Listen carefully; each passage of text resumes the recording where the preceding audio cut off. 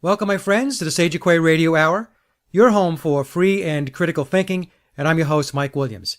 Tonight, we have a very interesting guest with an equally interesting story to tell. My guest, Randy Cramer, claims he was genetically created and trained as a super soldier for a covert Marine Corps space program, which includes bases on the moon, colonies on Mars, and intergalactic travel. It's a roller coaster of a story which includes the use of wormhole technology, time dilation, teleportation, plasma weapons, alien encounters, and just about everything else you have read in a great science fiction story. Except, Randy claims his story is not science fiction, but true. So I'll leave it to my audience to decide for themselves because, true or not, it is quite a story. And to kick things off, I asked Randy how it all started. And here is what he had to say. The arc of sort of how I'm here right now goes back to about 1953. I was way before I was born, when President Dwight Eisenhower, as a tactical response on his part and some of his advisors' part, dealing with after the second or possibly before, maybe after the third meeting that he had with extraterrestrials back in the 1952-1953 timeframe, where he felt that the MJ-12 committee and other agencies that were sort of wrangling the extraterrestrial issue was not in the best hands, and the speech that he gives warning everybody about the military-industrial complex is very proof positive of what Ike's attitude towards the complex had become, that it was sort of its own dangerous entity that needed to be watched over and that he was warning people about. But he did more than just give a casual warning to everybody when he left office. In the late 1953 timeframe, he signed a secret executive order signing the United States Marine Corps Special Section Special Code into law, which essentially mandated the creation of this covert branch of the military, which would be specifically created to be a military intelligence apparatus to assess information and collate all data about the extraterrestrial issue, any exopolitical issues, as well as to provide military support to other agencies or for crashes, emergency situations, possible threat assessments, and so forth, in a way that Ike felt that the intelligence agencies themselves were not really to be trusted because they're a bunch of spies and spooks, and so they're by nature sort of shifty and backstabby and kind of not to be trusted, even when they're supposedly on your side. So he felt that creating a military organization where you would have an officer corps that was beholden to oaths and had a military background so that it would be more disciplined and it would be more structured towards a code and a law and a legal framework instead of just, the sort of intelligence framework, which was how do we get this done irregardless of, what's really legal, because we sort of presume that we have the mandate to do whatever we want because we're, defending the national security. But he felt that a military organization would also have that mandate to defend national security, but would have a legal framework that would, and this is again way back then, so hopefully back then would produce an agency that over time would be better to defend the rights and legal responsibilities of the Constitution, and understanding that there was this rogue framework that was probably just going to become a crazier and crazier monster over time. If there was some counterbalance, then we might not be completely at a loss some decades later when this sort of problem explodes, because you might actually have at that point a fully equipped and entrenched military intelligence organization, which is actually which would, rather than have this secrecy situation, which has become its own security threat, would have legal authority restored to the legislative, executive, and, observation of the people, and let people vote on sort of how we deal with things and what our sort of response to certain issues is, bring it into democracy, because that essentially is the only way in which everyone's interests are protected. And if you do something other than that, you're essentially leaning towards some kind of authoritarian fascism or something, which, not to get on a soapbox, but, as Americans, we've spent far too many conflicts and far too many lives fighting things that were directly, military authoritative and fascist to just become fascists ourselves. I don't think that's okay. I think any American and any soldier who sees that twisty, turny path should really understand that if we allow this to occur, allow, sort of the American system to become completely fascist like the systems that we've struggled against last century, then everybody's lives that were sacrificed is for nothing. And I think that that's a pretty big black eye. And most of us are not okay with that and are willing to step up to a place of saying, all right, fine, we'll put our lives on the line and we'll step up and do what we have to do and what our duty demands in order to prevent fascism on our own shores, which, and cloaked in kind of American flag and nationalism, it's here in its own way, and it's become a serious problem. Right there, I'll interject. My favorite quote from Benito Mussolini, which is a guy who knows a thing or two about fascism, is that he just simple quote. He said, corporatism is a much better, more accurate word than fascism, and that's really right. What we should call it. So understanding that, fascism is this mystery word that a lot of people don't really understand, but it's essentially just giving power to the banks and the corporations and selling out everybody else's interests, and that doesn't ever end well.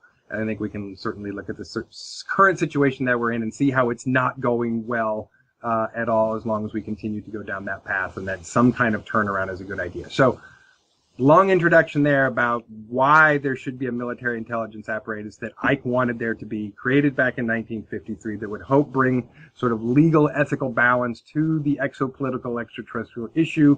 Fingers crossed that, that's gone as well as I say that it is, because really we don't have much other evidence other than, my word for it at this point. But let's, fingers crossed, believe that I'm got the right information and that it is going as well as or at least as a counterbalance to the situation that makes it more hopeful than hopeless, which is, part of my job here. So, super quickly. So, United States Marine Corps Special Section was created for that purpose. And over the period of the next decade and a half, it became involved in all of these covert technology programs.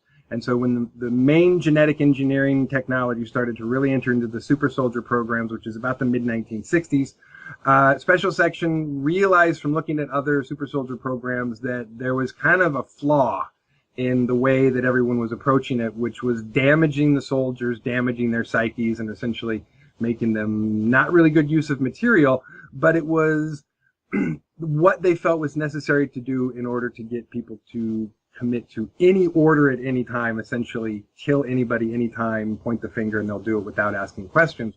Well, Randy, one question. So the program that you were in, it really got started, am I hearing this correctly, in the 1960s? Correct. It was formulated about the mid-late 1960s as a response to what they felt was not good use of this technology in the other super soldier programs. So I try to make a distinction when talking about the program that I was in. The other programs, to oversimplify, which is something that's really complicated, I think maybe this helps a little. The other programs we kind of refer to as the against the grain, because you really have to go against the grain of the human condition in order to turn people into murder machines. To get them to kill on command is really not human nature.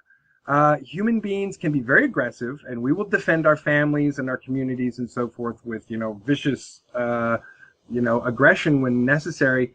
But to just turn everybody into killing sociopaths on command is really against human nature in a pretty serious way. So forcing people to do that is sort of going against the grain. So the program that I was in really wanted to devise a different way of doing this, which we call the with the grain sort of technology, which instead of trying to turn someone into a murderer that kills on command, you use the natural condition of the desire for, especially, alpha males to defend their packs, to defend their communities, to defend their tribes, to defend their species, to use that natural mechanism to create, a super soldier fighting machine that will not, just when you snap your fingers do what you want it to do, but essentially will have the conditioning and the programming and the training to do its job, which is to defend and protect its planet and its people. So you don't necessarily have to keep it on a leash all the time and a shot collar all the time and beat it all the time, which again damages the psyche, damages the body, shortens the lifespan of the soldier,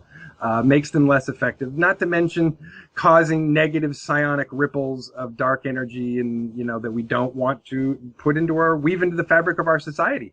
I think we can look over time and see when we weave negativity into our society, it has a negative impact.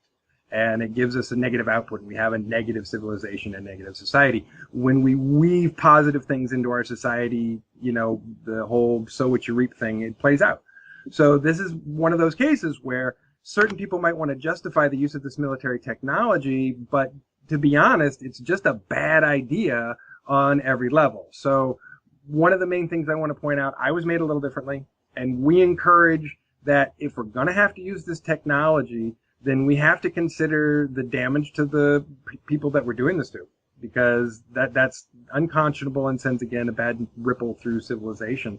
And that you get a more effective, more intelligent, longer lasting, less likely to be a ticking time bomb super soldier experience when you don't break them first, essentially. If you construct them and build them to be super and not just killing machine, they will actually be super. And you actually get a longer, better result for that, and you get more effectiveness as a defensive military tool, just in that pure pragmatism. So in the mid-late 1960s, Project Moonshadow, the program that I was created under, was formed. Sometime between about 1967 and the mid-1969, my genetic code was engineered from the ground up. And then I was engineered from the ground up, implanted into my mother's womb without her knowledge via some form of abduction, and raised by my parents in a normal social environment.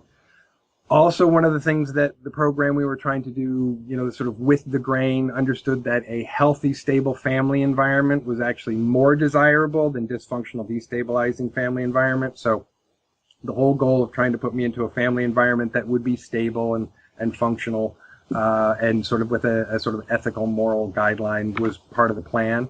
And so I can say confidently, my parents are great people. They were good parents, and I still love them to pieces. They're fabulous people. They get older and older, but they're wonderful, and really gave me every opportunity as a child and an adolescent to experience life in a positive way, and to experience myself in a positive way, and to have a spiritual experience that I could define in a positive way, and how I could learn to stand up for things and tell the truth and sort of be the person that I am. So I feel very fortunate in that sense that I had great parents who unwittingly were a part of a project that they didn't know. I mean, we've had this discussion since. I've given them the briefing, and they've been very supportive. They're wonderful people. They were a little like, oh, well, we always knew something was up, but that explains everything, But for many, many years, I simply was keeping my secrecy oaths and not telling them. And then as I was released from that recently, I've been able to tell them and other folks, and obviously go completely public with my name and my face. So I was born in 1970, created a genetically engineered super soldier from the ground up. I was trained throughout my adolescence and my teenage years until I was 17 years old. Mostly this is a nocturnal event where I go to sleep and someone comes into my bedroom via localized wormhole technology, what some people often refer to as a teleportation technology, but it's not exactly like transporter beam. So because there's a little portal or a door that has to come open, I kind of specify that it's localized wormhole technology. So one or two people would come through, wake me up, escort me through, and we would do whatever the training situation was that particular evening. Now, I know it starts to throw a curveball at people when we say time travel as a factor, because a lot of people are like, wait a minute, we don't have that. The Nazis were working on that technology in the 40s. We were working on the technology in the 40s. So we've really been cracking the time travel technology code for decades. It is absolutely some of the most classified and compartmentalized technology of all the covert technology.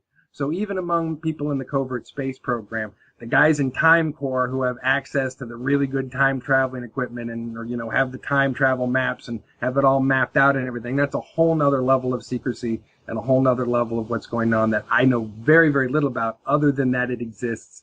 And the military sections rely on the Time Corps guys to do all that plotting. So anytime you're transporting personnel, vehicles, and so forth, and there's a time factor, just like, when you're in a plane, you report to the FAA that you're going somewhere, you file a flight plan, you do the same thing with the Time Corps. Time Corps plots it all out on their equipment, and then, gives you instructions where and when and what way you go and get there. And what time frames you're allowed to use and how you're able to bend and use time, so that, for instance, in one singular evening, where as often as the case this occurs between 2:30 and 4:30 a.m., this is a consistent thing. I know a lot of other people who have military abductee or abduction experiences, and it's very consistently between like the sort of 2:30, 3:30, 4:30 a.m. time frame.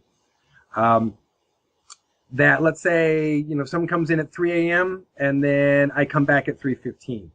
But I've been away for a week, 10 days. Right. 30 days, because that was the training period. And the time core guys, like I said, they plotted that course. So that's called a quantum dilation. When you have that extension of time that essentially gets crammed into a shorter frame of time when you're talking about your main timeline, that's called a quantum dilation. And so when you came back, did you have any memory of going away and doing the training? Or when you came back, no memory? Interestingly enough, there was residual memory, but it's, when you're a kid, there's still this sort of during the day, daytime things, normal life happens. When you go to bed at night, weird things happen, dreams happen, and all kinds of strange things occur. So when you're experiencing something or have a memory of something that's so outside of your normal daytime experience, it's really easy to just quantify and compartmentalize it and say, oh, I had a funny dream. So most of the time I would just consistently have said, well, I sure do have a lot of funny dreams that seem to go on and on and on and on and on and on and on and on before I wake up again. And because of the programming, I knew not to really discuss it. So I sort of just felt as a kid, this is what's happening in my dream space at night, so I don't need to talk about it to anybody. But I certainly remember, quite a bit of what was going on. So you weren't making an obvious correlation. You were thinking as a kid, this is a dream state. I had a crazy lucid dream last night, and that was the extent of it. Pretty much. Now, even though there were also occasions when I would wake up with mysterious bruises, cuts, scars, burns, which again, I would go, wow, where did that come from? And, take a serious moment to puzzle and go, well, I wasn't there last night, and I don't know how that happened, rolling around in bed last night, and sometimes in very strange and strategic locations.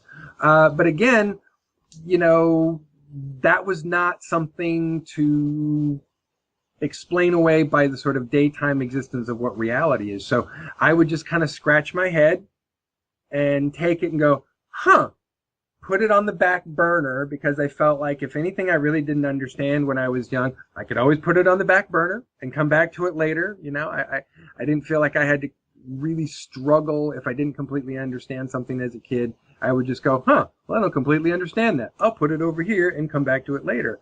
And most often I would just put it on a back burner mentally and never really come back to it. Except think about it once in a while, or ponder once in a while. Oh, remember that weird thing that happened and those weird bruises. Did your parents ever ask? Were they aware of the bruises or the cuts? Sometimes, a couple times that I showed them, and even a couple of times they decided they were concerned enough that they scheduled a doctor appointment to go see the doctor and have them looked at, or have it looked at by our family physician. Which, interestingly enough, the time that I went in, I had these bruises on the inside of my thighs, like, a couple finger lengths on either side of my genitals in exactly the same spot, exactly the same size, perfectly round, like a hematoma, like I'd either been given a shot or had a blood draw from right there. And went to go see the family doctor, and I'm 11 or 12 years old. I was just a kid, but, junior high. And she took a look at these bruises and proceeded to give me a 15-minute lecture on the dangers of steroid use.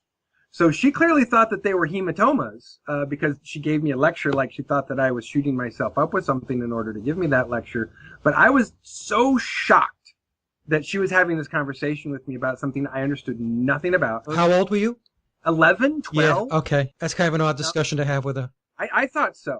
And I'd heard of steroids at that age. Right.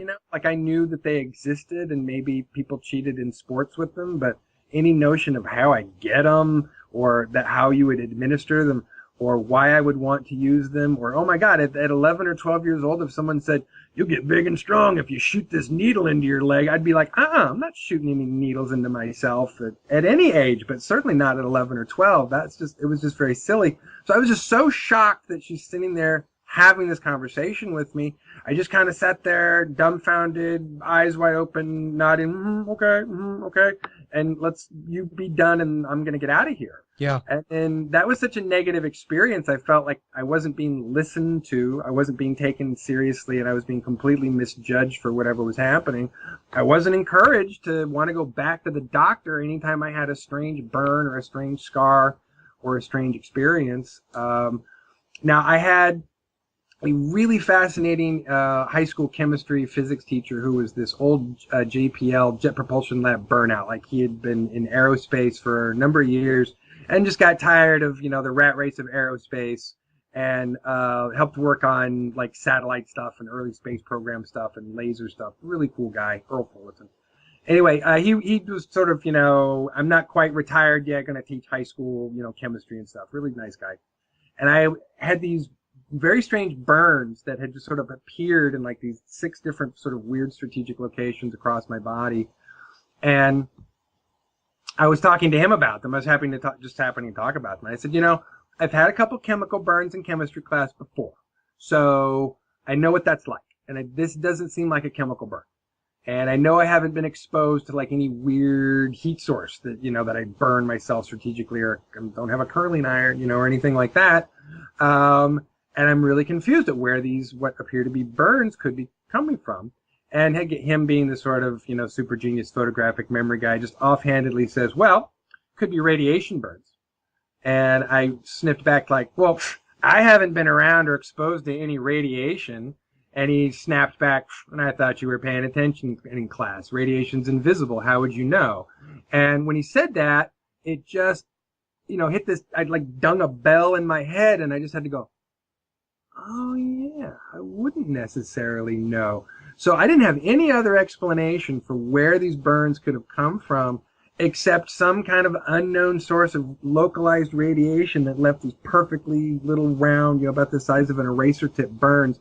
One right here, one right there, on the ends of my elbows, on the outside of my kneecaps, and then on the outside of my ankles, and then one on my sternum. Let me ask you, Randy, for a second, if we back up 1 second. This is very, very interesting.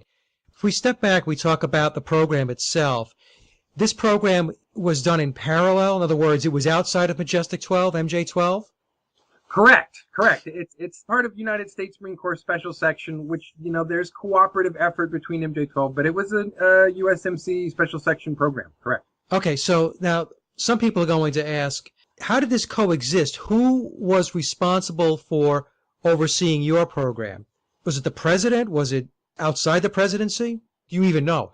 Well, I can tell you what I understand from the United States Marine Corps Special Section Special Code, which is the sort of the legal framework for the operation of USMC Special Section.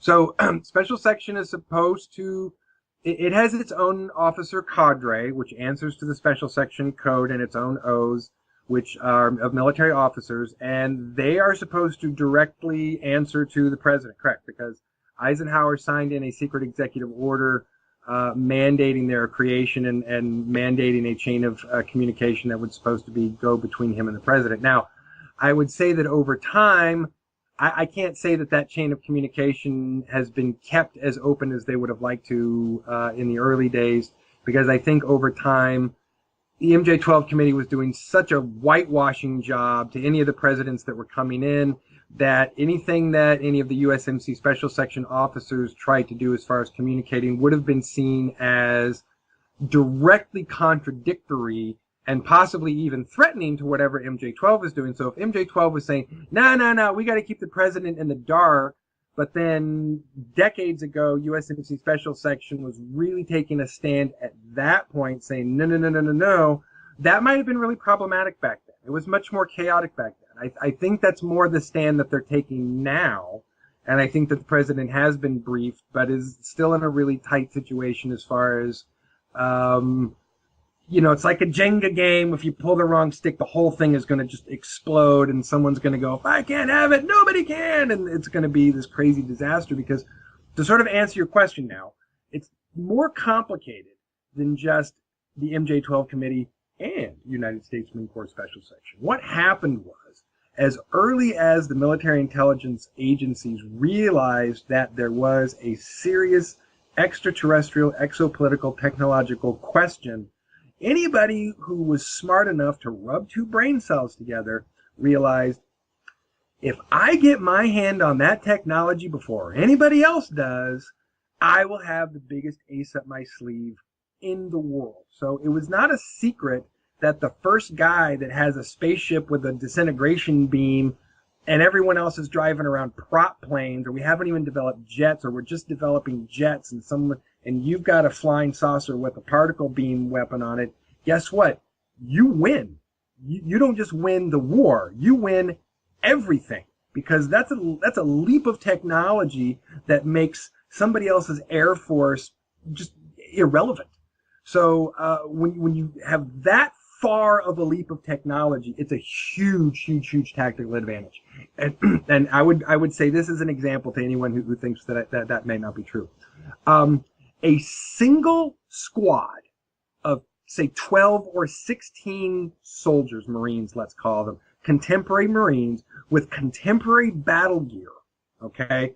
And let's just say a fairly unlimited amount of ammunition, so it's not going to matter how many rounds they have to drop, could pretty much win the Civil War single-handedly with 12 guys, because you could get farther away and fire more bullets more accurately, and there'd be no way that a 500 guys with muskets could take out 12 guys with sniper rifles and rifles that can shoot, accurately hundreds of yards with night vision goggles. It wouldn't happen. 12 guys could win the entire Civil War, or win the entire Spanish-American War, or you go back far enough and it would, those same 12 guys could tip any balance of any conflict in the world, because that technology would be so much farther advanced than anything anybody else has got. You go back to, the Roman legion, it wouldn't be able to stand a chance. You can still only fire arrows and catapults, so Right. far, but bullets can go farther. So that level of technology leap that we were talking about happening in the 40s, they realized whoever gets this is going to win the whole kabam. So essentially, every military intelligence agency became its own apparatus for trying to absorb this information. And what I call it is the Cold Civil War of the 40s, 50s, and 60s was not, the Western apparatus against the Eastern Russian apparatus or any such thing. It was every military intelligence apparatus against every other military intelligence apparatus to secure the ET and exopolitical technology. Where did technology come from, Randy? Because that's my question is, how long has the technology been there? When did it first come about? Well, certainly from what we know, there has been an extraterrestrial presence and connection to planet Earth for as far back as we can go into recorded time.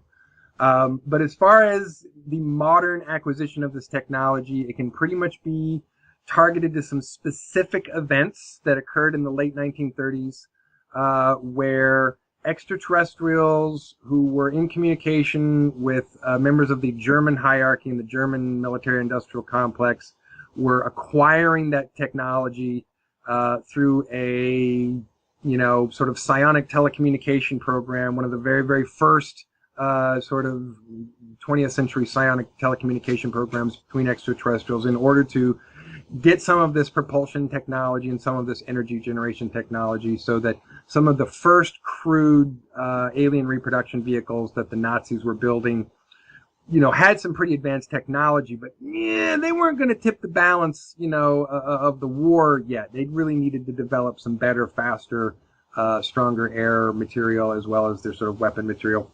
But that was happening in the late 30s. We were acquiring the same sort of technology about the same time.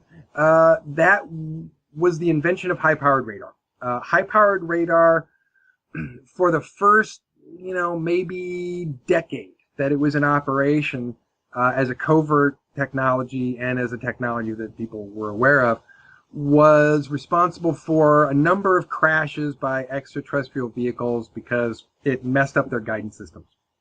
Now, it took them, a little while to adapt to that. So it didn't take only so many crashes for them to realize, hey, we need to adapt our guidance systems to not get interfered, so that we think the ground is the sky and crash into the ground, because that's bad and loses material. But there was a period of time there when we just kind of kept knocking them out of the sky accidentally. There were certainly times when we approached them militarily in the sky and tried to shoot them with weapons in the sky and were not successful and were not able to attack them militarily, and they demonstrated certain military proficiencies above our ability to attack them. But in this case, the high-powered radar knocked a number of them out of the sky, and so the first, broken pieces of material that we got in the 30s and early 40s were enough to get the ball rolling, enough to get people convinced that this was a real thing, and it was not just fantasy comic book stories, and it was the real deal, and whoever got this race first was going to win the whole shebang. Well, aside from getting the technology, though, having the technology and trying to backwards engineer it is one thing. But was there also assistance by extraterrestrials to make sense of the technology that we had in our hands? Yeah, absolutely. And then this is one of those situations where you have, again, this division of many, many different agencies and programs that are working on this technology. So of, let's say, the first dozen programs that were being operated out of the United States military intelligence apparatus, maybe a third or a quarter of them were getting assistance from extraterrestrial scientists. The rest of them were being left to trickle down information that was coming from some of those extraterrestrial scientists and those other scientists' research. But, a lot of those other scientists working on the other projects were still not allowed in the top layers of communication and disclosure of what technology and the extraterrestrial scientists that were communicating with them. So they tried to keep it as tightly compartmentalized as possible. So only a small percentage of the reverse engineering programs were directly communicating with the extraterrestrial scientists, and the rest of them were getting some trickle-down information or just kind of having to sort it out on their own. Or in some cases, over what became, over the next decades, different agencies were approached by different extraterrestrials. Hey, would you like some assistance? We'd like to cut a deal. And as well as different agencies learning how to communicate, started reaching out and getting responses from different extraterrestrial communities and consortiums saying, yeah, let's cut a deal. Let's talk technology trade, information trade. We want to help you. You want to help us, blah, blah, blah.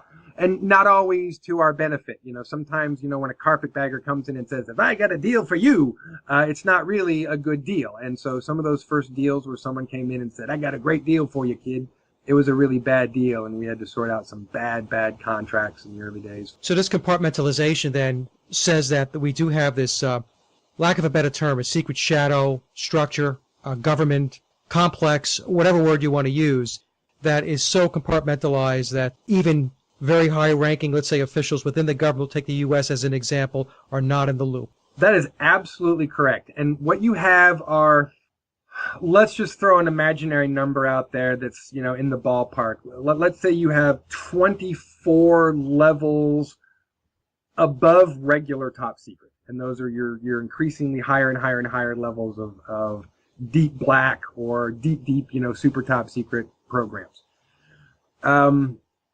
What sort of congressional members and executive members now we know are getting briefings. We know they're getting briefings, but I'd say they're not getting the top level briefings at all. They're getting this lower level, here, let's explain to you what's happening, but, it's not the same briefings that the people at the very, very top levels are getting and the conversation that they are having amongst themselves. So they're getting essentially a very rudimentary update. When I say rudimentary, I mean compared to what's really going on. They're getting some window dressing, but the technology and what they're actually doing goes so far beyond that. Correct. And they are essentially being told what the people above them want them to believe. Right, okay. So, and for whatever their agendas, maybe is that reason, which could be very complicated and numerous. Now, we're also in a situation where that static relationship of, what layers people are being briefed at, that's moving a lot. So a lot of the people in the main apparatus have realized that they're being lied to by this chain of command up above them. And they realize that it's not in their best interest to keep trusting these people. So they have been trying to develop their own lines of communication, their own contacts within the military intelligence apparatus and within the extraterrestrial community to get their own answers. So luckily, they haven't just sat there and accepted, the propaganda they've been fed the entire time. They've realized, we're not getting the whole story here. What are we going to do about this? Now, to be fair, when you've got this super secret hidden agenda, you're not really sure how to put your finger on it, and every day you wake up, you're also trying to run the just regular operating apparatus of government with the cluster fudge of, money, special interests, people fighting and bickering and monkey wrenching that is, you're pretty distracted from actually saying, hey, what are we doing about the aliens and UFOs thing?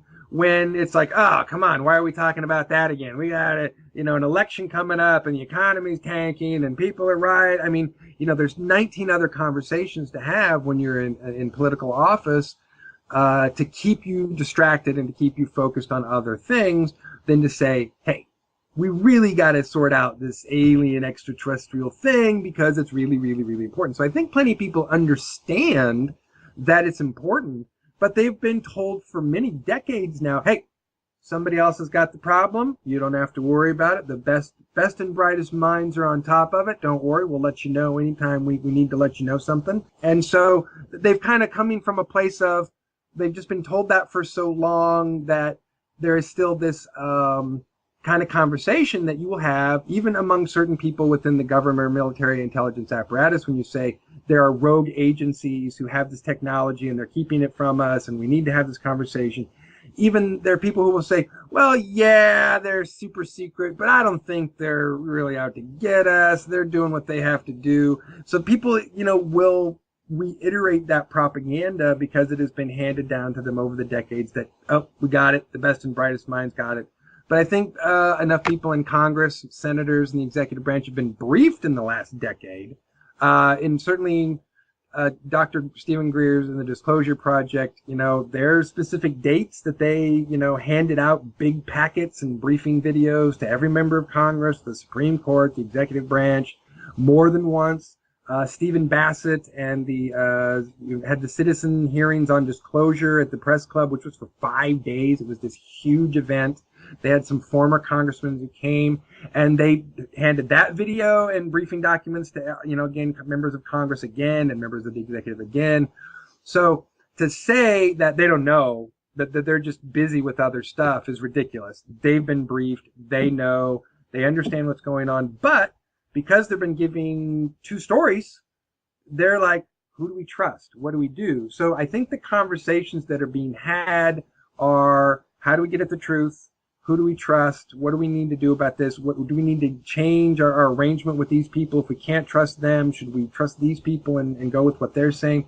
So when I say, as I often do, allegiances are switching on a daily basis around the world because the top echelon of people who've been supporting the global sort of, New World Order, if you want to call them that, folks have done so with the notion that they will be included in the salvation plan, in the rescue plan, in the secret bunker plan. And it's becoming more and more clear that they are not included in that plan. So it's becoming more in their interest to change their allegiances and go, yeah, you guys are just going to screw us over here. So maybe we should hang out with these people who want everybody to live because otherwise we're going to die. So when I say allegiances are changing, that's what I mean. People are realizing their necks are on the line like everybody else's. And, so they're turning sides. So those conversations that are being had are having on a daily basis. People are switching allegiances on a daily basis. People are reaching out to covert agencies on a daily basis. Other agencies are reaching out to people on a daily basis. So we have this very chaotic soup of what's happening right now this very second. I think it's a good chaotic soup as far as what we're coming from, this lockdown, iron secrecy. The churning of that soup is a good thing. So I was just going to ask you that, whether it's a good thing or a bad thing, because I know people are going to be listening to you and they're going to be saying, okay, this is very interesting, but there's so much deception, there's so much secrecy. So the next question would be, so is it a good thing or a bad thing that they're doing? And when I talk about they, I mean the secret space program you're talking about. Right. Well, I think it's a neutral good or bad thing that it exists because it just does. I think we understand that the secrecy is a negative thing, that has many negative consequences, and that we have all this amazing technology in the covert space program that if we got access to that, we could fix a lot of our problems. So in that way, I think, yeah, that's a good thing. We should be thrilled that there's a covert space program because we've got decades of technology to solve our green energy problems, to solve our pollution problems, to solve access to clean water and access to healthy food problems. Really, we have every solid piece of technology. We don't have to do 20 years of R&D. We've got the technology if we just could move it from these covert programs into the public sector. So in that way, good thing. It's a very good thing. We have to understand, though, that for decades, that secrecy has gotten worse and worse and worse and more corruptive, and making a certain tiny number of people very, very, very wealthy and powerful and kind of screwing over everybody else. So that's the part we have to realize that's bad. That's become a very, very negative thing.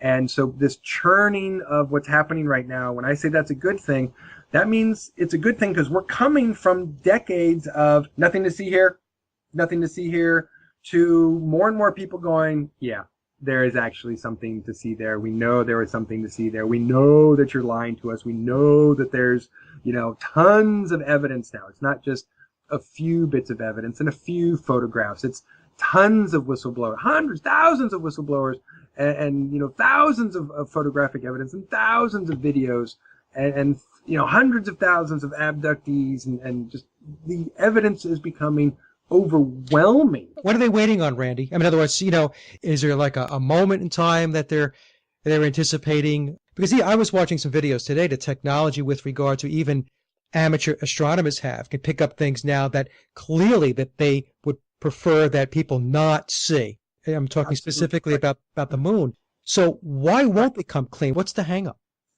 Well, again, this is part of the faction problem. That it's not one group of people controlling this whole issue. You've got a bunch of factions of people who say we should do it one way or we should do it another way. And so what has been the long-standing on-deck program is what I call, or we refer to a special section, the run it into the ground so that they can build it up program. So that's essentially this whole thing to destroy the economy, destroy the military, destroy the apparatus of state, is drive it into the ground to the point that then you can go, oh, look, isn't it convenient that we already have this apparatus to replace this decrepit, dying thing that we killed, and then we can replace it with this, new world order technocratic civilization thing, which essentially is not a good thing because it essentially, there will be no more democracy for the people. There will be no more human rights. There will be no legal human rights for workers and most of the civilian population if that happens. A very tiny number of people will have access to everything and everyone else won't. So those people have an interest and they don't want anybody to know. If they can drag this out, if they can play out the clock, they can win. They can still win if they can play out the clock and everybody just stands around going, oh, what's happening? While they're playing out the clock, they can still win. So part of our push by those of us who are trying to, break that wall of disclosure is to, get sort of use the metaphor, move the ball before the clock time runs out and they sort of go, we won. Everything's, just sort of collapsed into itself. We win because we can stop that process from happening. We can absolutely put on the brakes of global decline and economic destruction and poverty and environmental decline. We can absolutely put the brakes on all of that. And their whole plan would be for naught if people voted. We have a horrible voter turnout in this country, that most of the people who don't vote are poor, working class, middle class people. Wealthy people tend to vote in higher numbers than people who don't make as much money. And so their financial interests and their economic and their social interests are not being represented because they're not voting, because they've been intimidated to think that it doesn't help, that it doesn't matter, and why should they bother? The process is totally corrupt. Why should I vote? So getting people involved in the process and voting is like super important, but also cracking the secrecy where, when we can get to the point where we have a smoking gun, and we're getting so really closer to that. I want to say, some people say, we're never going to have disclosure. They're never going to tell this. I disagree. I think there is an inevitable point when they're going to have to. But exactly when that moment's going to happen is not what are we waiting for or what are they waiting for? It is a battle. It is an absolute fight in the battle for we want people to know versus people are saying, no, we don't want people to know. And as we battle this out, both in the secret sphere and in the public sphere, when one of us wins, they'll either play out the clock and they'll win, or we'll actually get a definitive disclosure moment and we'll win, and they'll be forced to do something. And there are a number of conditions under which that could happen. And I would want to say that one of the first that could happen is Vladimir Putin and the Russian apparatus could come out and say so first. They have indicated that they're no longer just waiting for the U.S. to go ahead and lead this if they're not going to lead. And so other countries have not just been kicking the U.S. to lead, but Russia and Putin have pretty much made it clear behind closed doors that if we don't disclose pretty soon, meaning the United States, they will. So that's one way that door could be kicked open. Another plan that could be in the works is the crash of an extraterrestrial vehicle over a major metropolitan area. And when the news trucks all show up and it's on the live news feed right that second because it's happening. It's on Twitter. Right. And that might be a staged event. That might not be a natural event. That might be a staged event, but it might be something that would, on the sort of chessboard of things happening, would force that move across and then would force everyone to go, oh, yeah, I guess we do know something and we're going to have to talk about it now that we have to. So they're going to not as long as they can, and we're going to keep pushing them to have a disclosure moment until there is one. So if that answers the question, that's the answer. It's still a fight. So what I got out of it was that there's this internal battle of war within the power structure. Right. Right? Those that want to disclose and those are saying, no, we're not going to disclose. So that struggle is going on. Now, I did want to ask you, and I promised to get right back to where we left off before I derailed you a little bit here, the memories and the recall. How did you get that all back? Well, certainly the first thing that I noticed when I came back from my 20-year tour was I did have an emotional memory of things that had occurred. I had a physical, cellular memory of things that had occurred. I had a mental block as far as being able to specifically chronologically account for all of those feelings and sort of cellular traumas and visceral experiences and emotional reactions to things. So I absolutely knew that something had happened. I absolutely knew that it was a real thing because I had been meditating since I was 10 years old, and I knew my body well enough to know when my body was telling me this is real. Something really happened, and my central nervous system and my cellular memory was all telling me that something had actually occurred. And so I just continued doing what I was doing, which was being a regular meditator, someone trying to do my own self-analysis, try and get closer and closer and closer to what I felt was the truth. Or what, I won't even say that. That's not the right way to say that. My mantra when I meditated was, I don't know what happened. I don't know what's going on here, but I just want the truth. The truth, the whole truth, nothing but the truth, because anything else would lead me astray as a human being. Like I would never be able to find my way as a human being if I'm meditating for clarity and I'm trying to get to the truth and I'm leading myself on a false direction, right? So, I knew from that process that I wanted to get at the truth, the truth, the truth, the truth. And every time I would have these very bizarre memories and sort of have these sort of traumatic experiences that I have to go through this healing process to do of, slowing down the memory, allowing the experience to happen, coming to a place of non-judgment, forgiveness of self, forgiveness of other people in the experience, basic what you have to do when you're trying to heal through anything.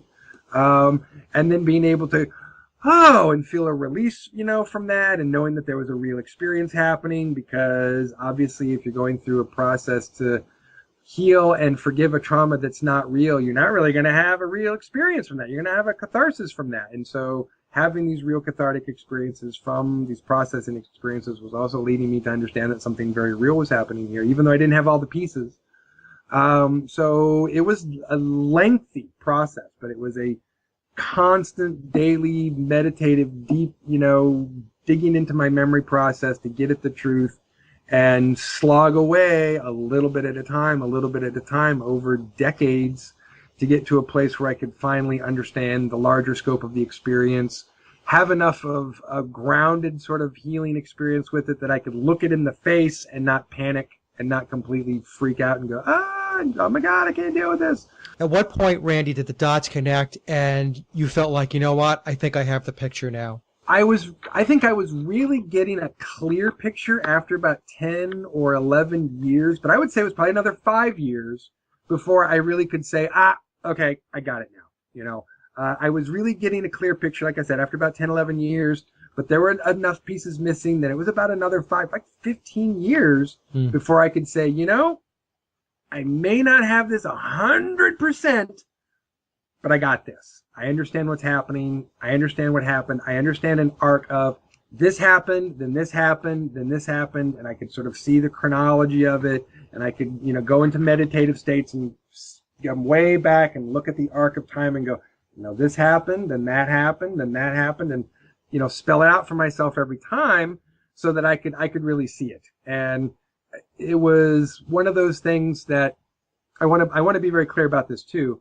As a meditator, I would often come away from that experience having this very productive meditative experience, but still in the self-reflective process of going, is that really happening? Is that really what happened? I was just And I going to would ask that. still Yeah. and I would still be sort of going back and forth in these moments of denial where even though I'm doing this work and I'm dealing with it and I'm healing and I'm getting closer and I'm getting closer, there were still plenty of moments when I would just go, is this really happening? Yeah. Am I making this up? I don't know. Is my brain just going crazy? And the only thing I could really do when I would have those moments is just go, I just have to keep going and find out. There's the only I'll know is if I keep going and keep going and keep going and get to the end. Because the way I understand the way the brain, the mind, and the body works, if you keep digging, eventually you're going to get to the bottom. You're going to get to the truth. You're going to get to the most raw experience. You're going to get to the most centered experience. You're going to get to the most pure experience. And so I figure if this is all some crazy delusional whatever, if I keep going, keep going, keep going, when I get to the bottom, at least I'll find out. So all those moments of skepticism, I knew that I just had, and I would often do this. I would have these skeptical moments, and then as a Gemini, I often talk to myself, and I would go, really? You're having that skeptical moment again?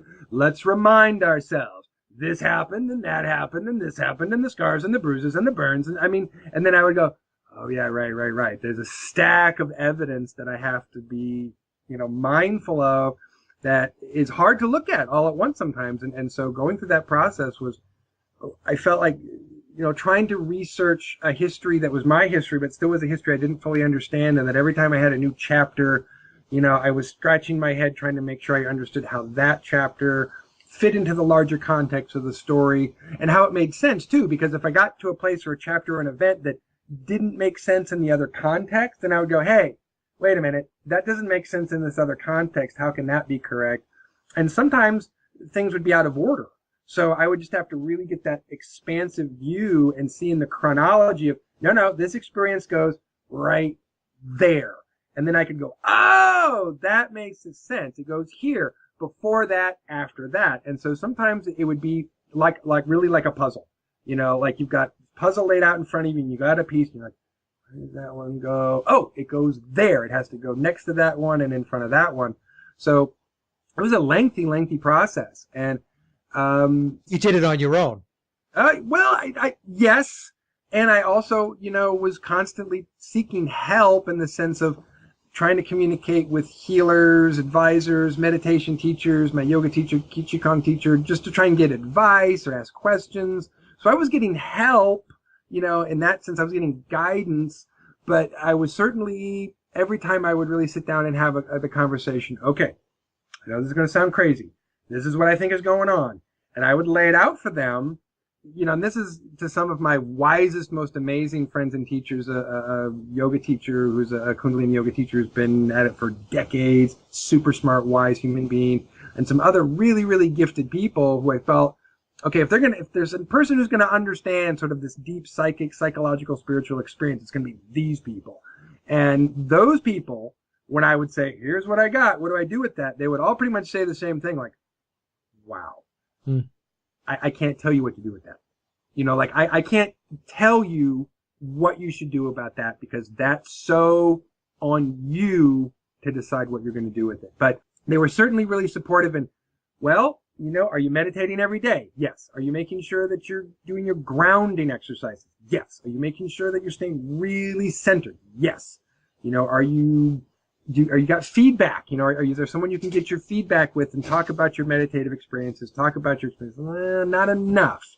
Okay, well, keep meditating, keep staying grounded, keep staying centered, keep trying to find, your centered, grounded place with it, and just keep at it. Now, did you reach a point where you said, okay, I have to validate this? So did you reach out to somebody, let's say, in the military or in some capacity that you felt like they might know? So let me talk to this person to see if I can get any kind of validation. There are two things that I did when I got to that point, when I was really at the point like, okay, I think I got this enough. Now I really need to either get, this kind of validation or this kind of confirmation one way or another. And one thing that I did, I had a very dear friend who was a psychiatrist. And so I sat down with my friend, the psychiatrist, I wish was still with us. He passed away from Lou Gehrig's disease, Dr. Timothy Brower. Nice, really amazing guy. And we sat down, cracked open the DSM-4, and let's look at the symptoms. Let's go through the book. Let's see if you've got another kind of crazy, that we can identify. And then, if that's what you got, it's what you got. But he was very clear and a medical professional who said, you don't have the symptoms of schizophrenia. You don't have the symptoms of bipolar disorder. You don't have any of these other symptoms of any of these other mental illnesses. You have the symptoms of post-traumatic stress disorder. So he was certainly a medical professional who was able to say, nope, you're not crazy. You got PTSD. The next thing that I really focused on was what I felt as I began to understand somewhere there's a contract that I signed with my name on it, which means there's a legal apparatus which is supposed to respond to the fact that my contract is not being honored. And even if they're an agency that wants to drag its heels, if I file the paperwork 10 years later, I should get my personnel files. So I had an opportunity to be at a Space Conference convention in Colorado Springs, Colorado, where the Space Command guys, all the industry guys come and have essentially a big convention about space technology. And so all the aerospace tech companies come and all the brass comes to look at the new toys. And they have displays on the new satellites and the technology that they're working on. It's a really fascinating event to be at, actually. Seeing how the out in the open part of the sort of space technology and military intelligence apparatus. I mean, these guys aren't behind closed doors. This is at the Broadmoor Hotel. People got their booths set up talking about this rocket and that capsule and this new technology. And I mean, the covert stuff, I'm sure, was happening in another convention hall across, the hotel where, you had to have the security clearance to get in there and so forth. But everybody was there in the sense of, I don't think I'd ever been to a single location where I saw more stars, on people's shoulder boards in one geographical location. And while I was there, I was looking around, essentially looking for patches, pins, things that might recognize someone that I could ask a question to.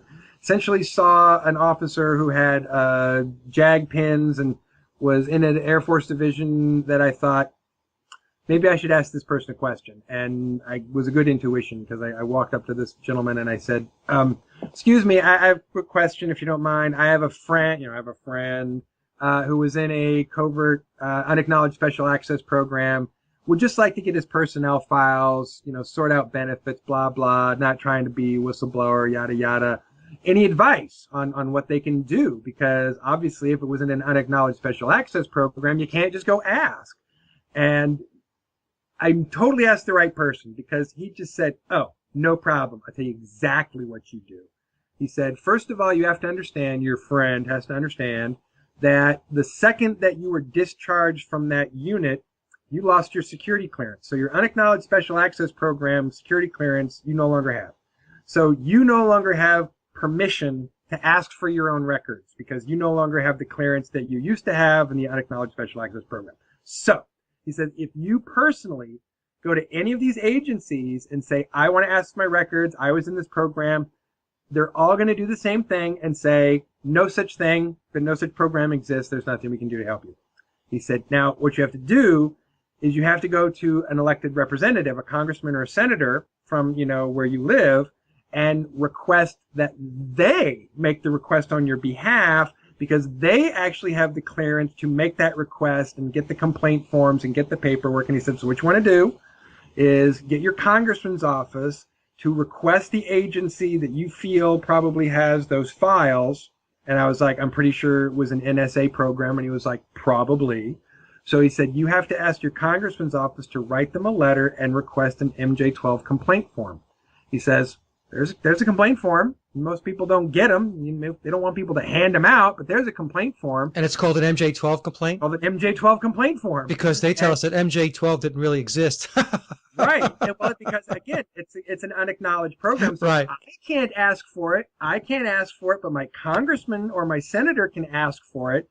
And then if I can get a complaint form, then I can just fill out in the complaint form, who am I, what my contract, tour duty, yada, yada, not receiving benefits. And then put it in the complaint form to then get a bureaucratic review, to then have some, lower level bureaucrat to then review the case and dig up the files and decide whether they have to redact them to let me see them, or whether they'll let me come see them in a closed room. Like, you get to come into a closed room and look at the files, but you don't get to leave with anything. You don't get to write anything down. And then, what information they need from there, or if there's a hearing process to request a hearing. So there's essentially this bureaucratic process that you can go through, but it's just this very slow, secretive process that doesn't move fast. So you have that request in now? Absolutely. Yeah. Okay. Yeah. Okay. No, my attorney, my congressman's office, and that's in the works. We're working on it. That's all I can say about it at the moment, because we're working on it. What I wanted to do, Randy, because I did derail you there a little bit, but this was very important information to get down. Let's go back to when you were a kid and you're actually having these lucid dreams, or what you believe to be lucid dreams, but it's actually training. Right.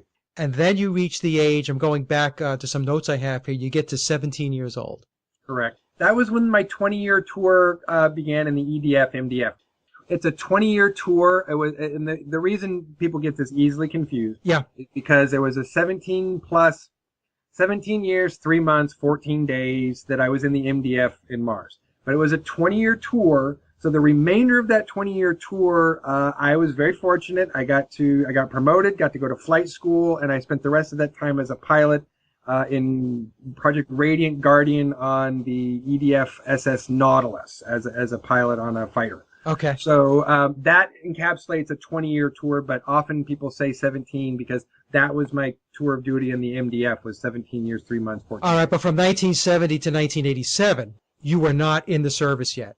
I was technically still, again, a member of United States Marine Corps Special Section from the time I was born. So what happens?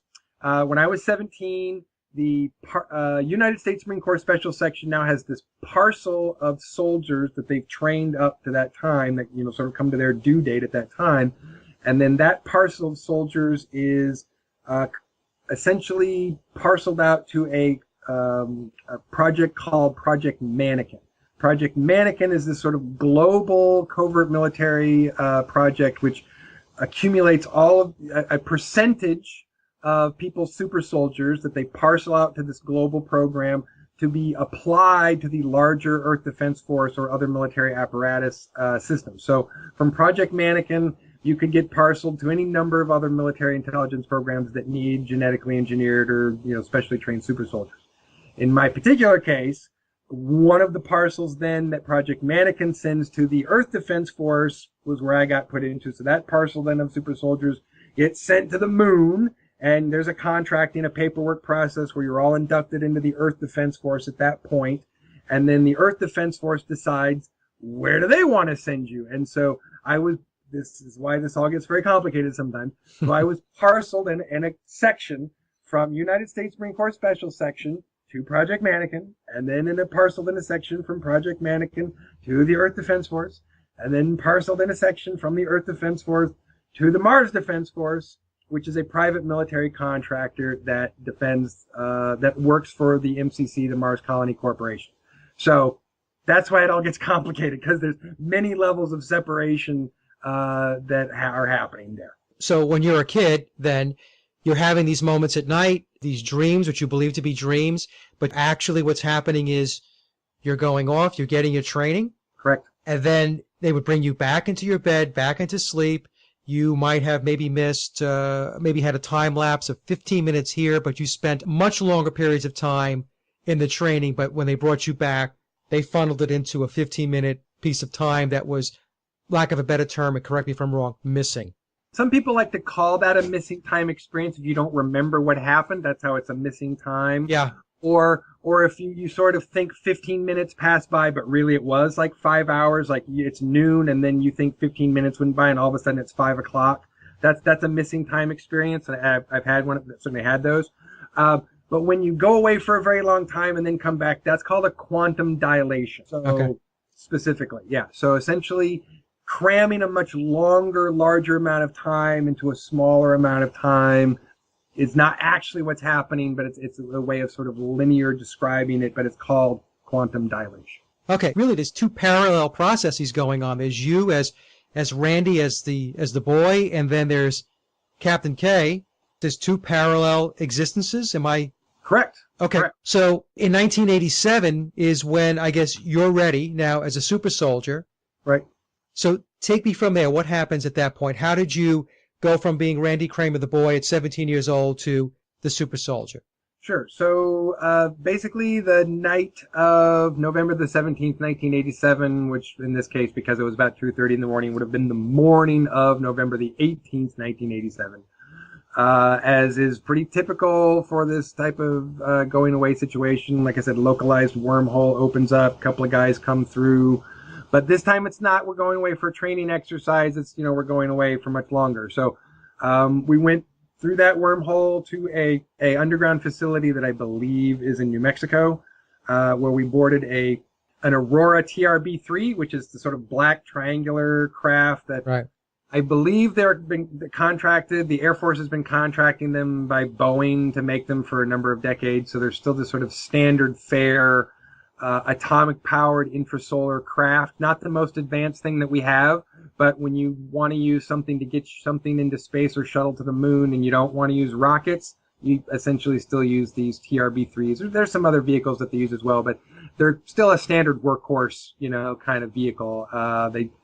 They've operated and last for a long time. They're very sturdy. So we got on board the TRB-3 Aurora, took off towards the moon. I want to say it was an hour and a half, hour and 45 minutes maybe to get to the moon. Got to the backside, landed at a place called Platform 1. I don't know much more about it. It's called Platform 1. Disembarked the vehicle to the lunar station, to the Lunar Operations Command.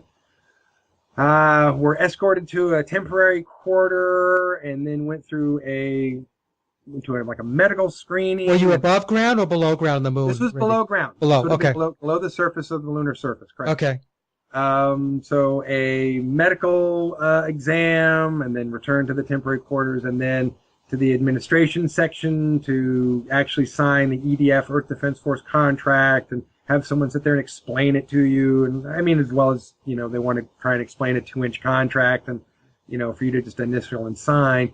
But he did explain enough, like, okay, this is going to be a 20-year tour. That's how long this is for. But don't worry, they're going to age reverse you. You'll get all that time back. And, they'll give you a nice cushy job when you go back. Don't worry. That's total crap. That's not what the case. But, recruiters, right? I mean, recruiters always lie. You ask anybody who ever got recruited into the military and ask them what their recruiter told them and whether it was the truth. And chances are there were plenty of things that were not the truth. So in typical fashion, we were lied to. And signed the contract, and then because he basically is like couldn't really answer the questions as far as where you're going to go, what you're going to. He's like, I don't know, I can't answer that. You're not going to know until you leave here and go to your next duty station. Your security clearance won't start until you get to your destination. So he said, all I can tell you is sign, initial, and we'll get this process going. You'll be good to go. We'll take good care of you. It should be fun. Don't worry, it's probably not going to be a big deal. You're probably going to sit in some space station or some, listening post doing nothing. It'll be boring. Before you know it, you'll be done. But no, I got to go to Mars and, fight on the war on Mars. Great. That was fun. So, they tell you it's going to be one thing. It's not exactly going to be that. Sign the contract, go back to the temporary quarters. When you approach the moon, let me just ask this question. When you were in the craft, the shuttle going to the moon, were you able to view the moon? Is there a way to take a look at what it looked like? Yeah, there's some window seats, and so yeah, most people don't necessarily want to sit by the window, but I was like, yeah, I want to sit by the window. So yeah, I sat by the window and stared out the whole time. It was absolutely fascinating. Yeah, so what did you notice about the moon? Anything that you noticed that struck you as wow? We weren't told about that. Oh yeah, for sure. I mean, the dark side itself is very interesting. It's laid out really different than the light side, as far as it's really obvious that whoever over some millennia wanted to hide their locations from, the eyes observing from down here on planet side. Being on the dark side's the smartest thing. It's like the biggest duck blind in the world, right? I mean, you hide back there on the dark side. You could have a city back there, and no one's going to know you've got it because they can't see it because the view's never going to turn to us here on the planet side. So um, the scale is hard to judge. That sort of black and white gray scale, view of everything, because it's not like lots of colors. It's just a sort of different shades of gray that you're looking at in black and white and gray. Sometimes it's really hard to visualize the scale of things. Like, how high off am I really above the surface here? Yeah. How really big is that thing on the ground? And so, more so than even in an airplane. I mean, an airplane, there's much more texture sort of happening on the ground that can give you a better idea of what the scale is and objects that you can compare to that you sort of understand familiar size. But seeing objects on the moon, it was much harder. Yeah. But I can say this. I mean, there were some significant sized surface buildings and structures. What I would say, towers, round sort of shaped buildings, large, long Quonset hut, sort of like half dome, long, almost like a half cylinder in the ground buildings. Some pretty large sizes. A couple of large cubes, just like a giant cube sticking up out of the ground. So some pretty interesting large shapes. Okay. Big structures for sure. And as we got closer, and I could definitely see as we were getting closer and closer, and some of what I was looking at was way bigger. And when we flew down into platform 1, we came over a crater that had a bridge, like a land bridge that had been carved out in this crater. It was miles long. It was just miles long that ground vehicles could obviously get from this sort of place out in the middle of this crater. That, again, not all the craters on the dark side are hollow, which is interesting. Some of them have like mesas in the middle.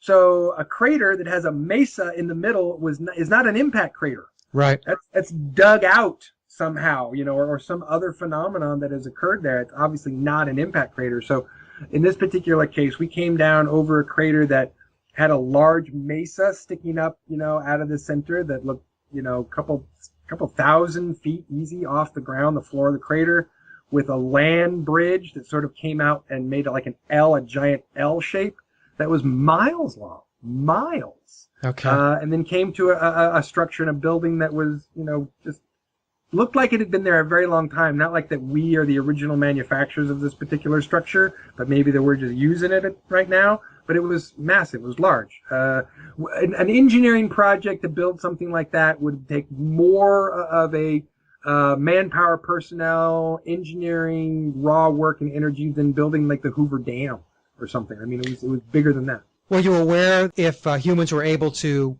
function outside of those buildings? Like you mentioned that there were vehicles going over the bridge and stuff like that. Did they have to wear spacesuits? Is there an atmosphere? Is it breathable? Did you become aware of that? I've never been on the surface of the moon that I can recall, and I cannot say that I could look down definitively and see, someone walking around without a helmet or something. Okay. I have heard the rumor that there is this breathable atmosphere on the moon, as crazy as that may sound. I've also heard that it may be a localized phenomenon, meaning there may be the ability to sort of have localized, dome atmosphere that's maintained by some massive electromagnetic shielding or something, so that there are places on the dark side, for instance, that you could breathe, and maybe places on the light side you couldn't. But this is, I don't know necessarily. What I've seen recently is showing me that the technology of whatever they're doing with the moon is something that they didn't stop doing 30 years ago. There's a continuous progression of this cloaking technology that's definitely keeping what's happening even on the light side surface invisible from us. So I get the impression that there's a lot of activity even happening on the light side going on that they don't want us to see because they're employing this massive cloaking device over the entire surface of the moon. It's pretty, I mean, again, seeing this guy, his amateur telescope, looking at this thing really close, and you can really definitively see, this wave line. I saw that.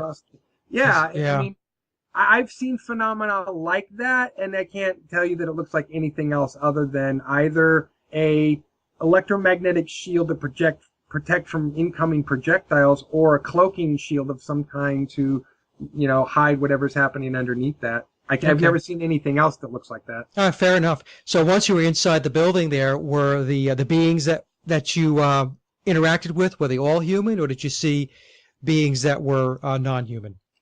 In the areas that I was at Luna Operations Command, I saw only what appeared to be human terrestrial personnel. If there were extraterrestrial personnel,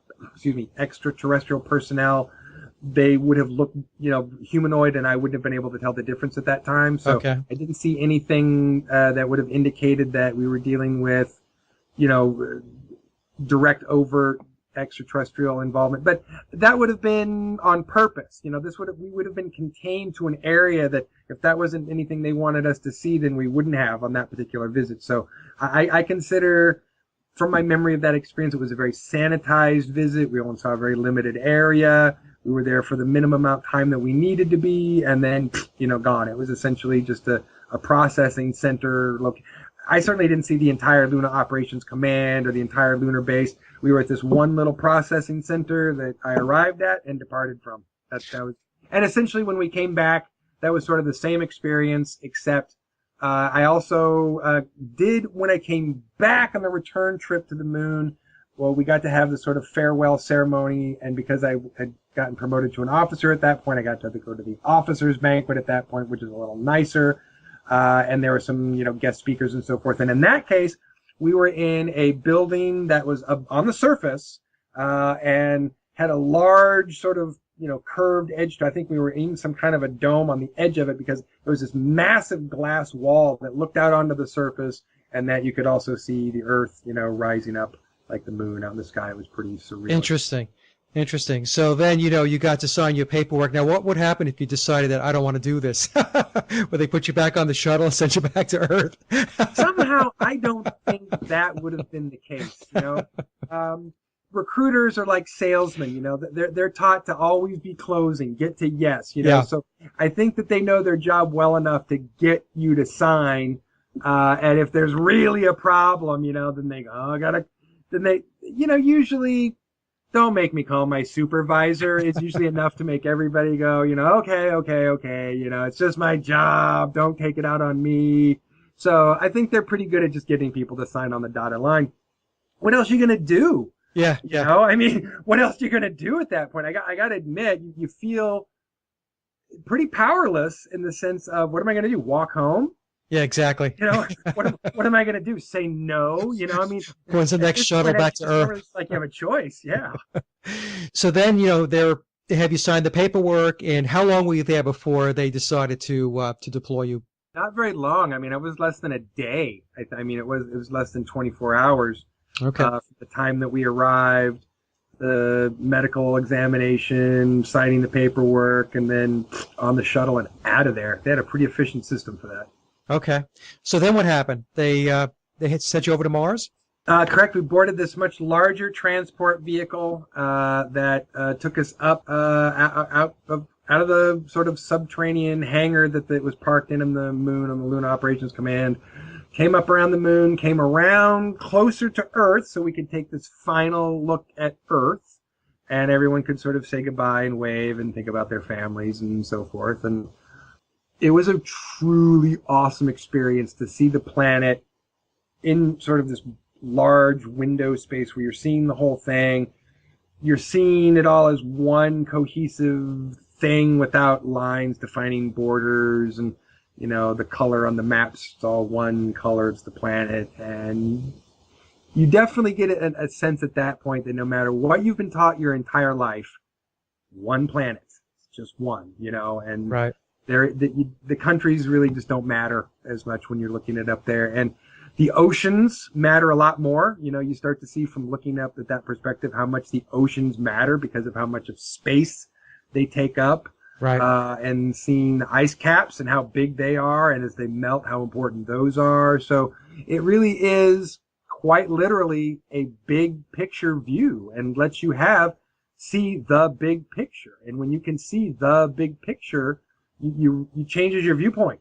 You don't just see yourself as an American or as this kind of person or that kind of person. You really see yourself as an earthling and a person that's part of that whole larger network. And yeah, I mean, it was just an awe-inspiring emotional experience. It's hard to describe. It was timeless.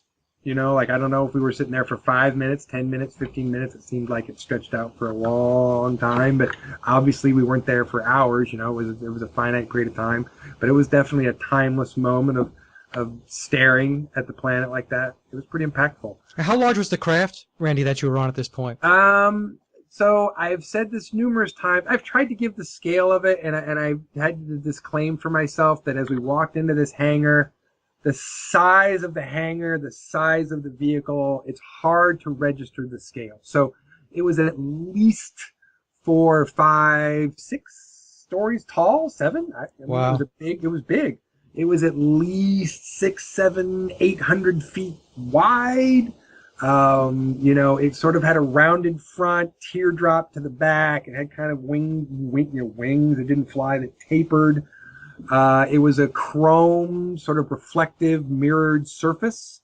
And sort of up, maybe 2/3 up the front was this cockpit window, where you could sort of see a couple guys, moving around up there. Again, seemed like it was far up. They were way high up there.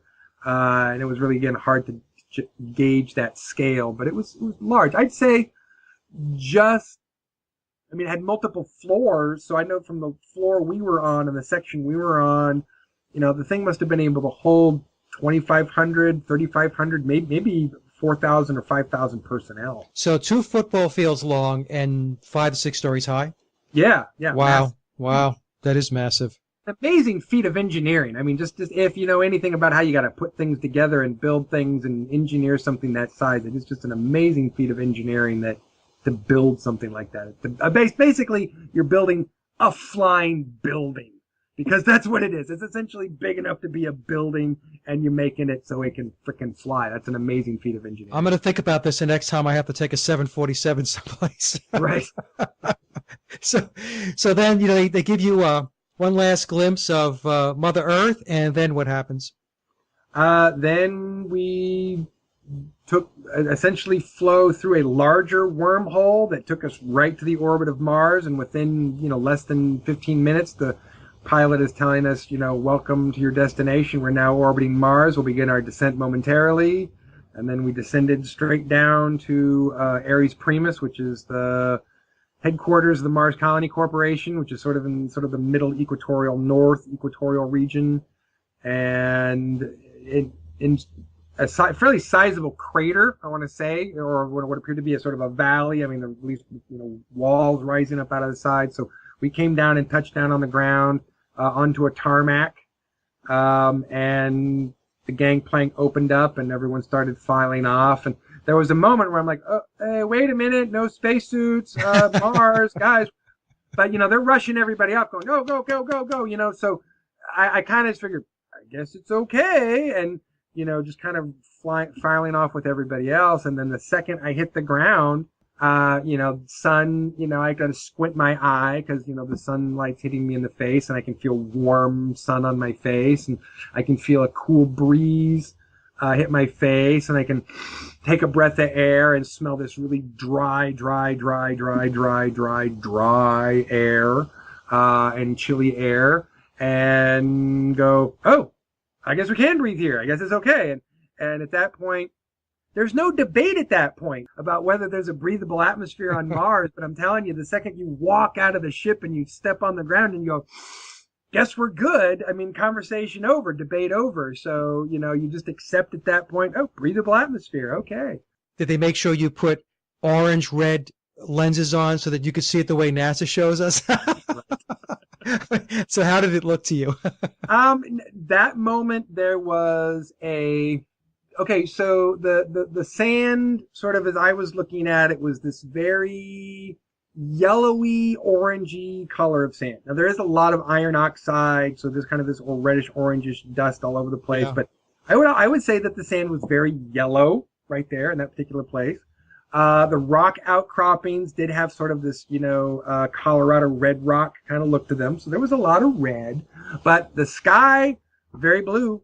Mm-hmm. I was looking at blue sky. I'd call it a bit paler, more pale of a blue than maybe the way if I look up at the sky outside my house in the middle of the day, it's a bit of a darker blue color than the Martian sky. Yeah. So, but it was blue. It was a blue sky. Yeah, it's interesting. The pictures that are coming back now, even the NASA JPL from the rover, those pictures now, what I'm seeing, Randy, is over time, incrementally, they're adjusting the color so that we're not getting that red, orange tint anymore. We're starting to get a more natural view of what Mars looks like. In fact, there's a couple of people on the web. This guy Keith Laney does a great job of doing the color corrections, and it's very clear with Keith's work that the sky is blue. Right, and I know I've watched some people do these color corrections, and what's making it so obvious is that with the right software, you basically click one light filter and it just goes back to normal. So it's not even like you have to do this really complicated, let's fix the light filter thing. You just have to turn off the same thing that they're using to turn on, and then you just get the natural image, and you just get that corrected image. So it's not even this super rocket science process to just, get that orangish and red tint out of there. It's very interesting. So then you're deboarding the ship, and then where do they take you from there? So at that point, we're rushed along, sort of a series of lines to these smaller shuttles and put onto a shuttle that's, a bit smaller than a school bus, and then taken across the Martian surface for, it was a couple hours, 2.5 hours, maybe a 3-hour trip from Ares Primus to get to Forward Station Zebra, which was going to be my new home for the next 17 years. And then we which is essentially inside a mountain. And so we came into the giant hangar doors, into the hangar/motor pool, and parked and disembarked into Forward Station Zebra, and then we're led down into the barracks. And, there's a guy with a clipboard calling off names and telling us which squad, we're now a part of, and pointing us into the direction as we go along. And that was the beginning of my first day. I arrived and then got to meet my squad and start learning training on the body armor and the rifle and all the training equipment, and learning to walk and stand all over again in Martian gravity. I was just going to ask you about the gravity. What was that like? Well, okay, so to make two very important distinctions, there are places where we had gravity plating.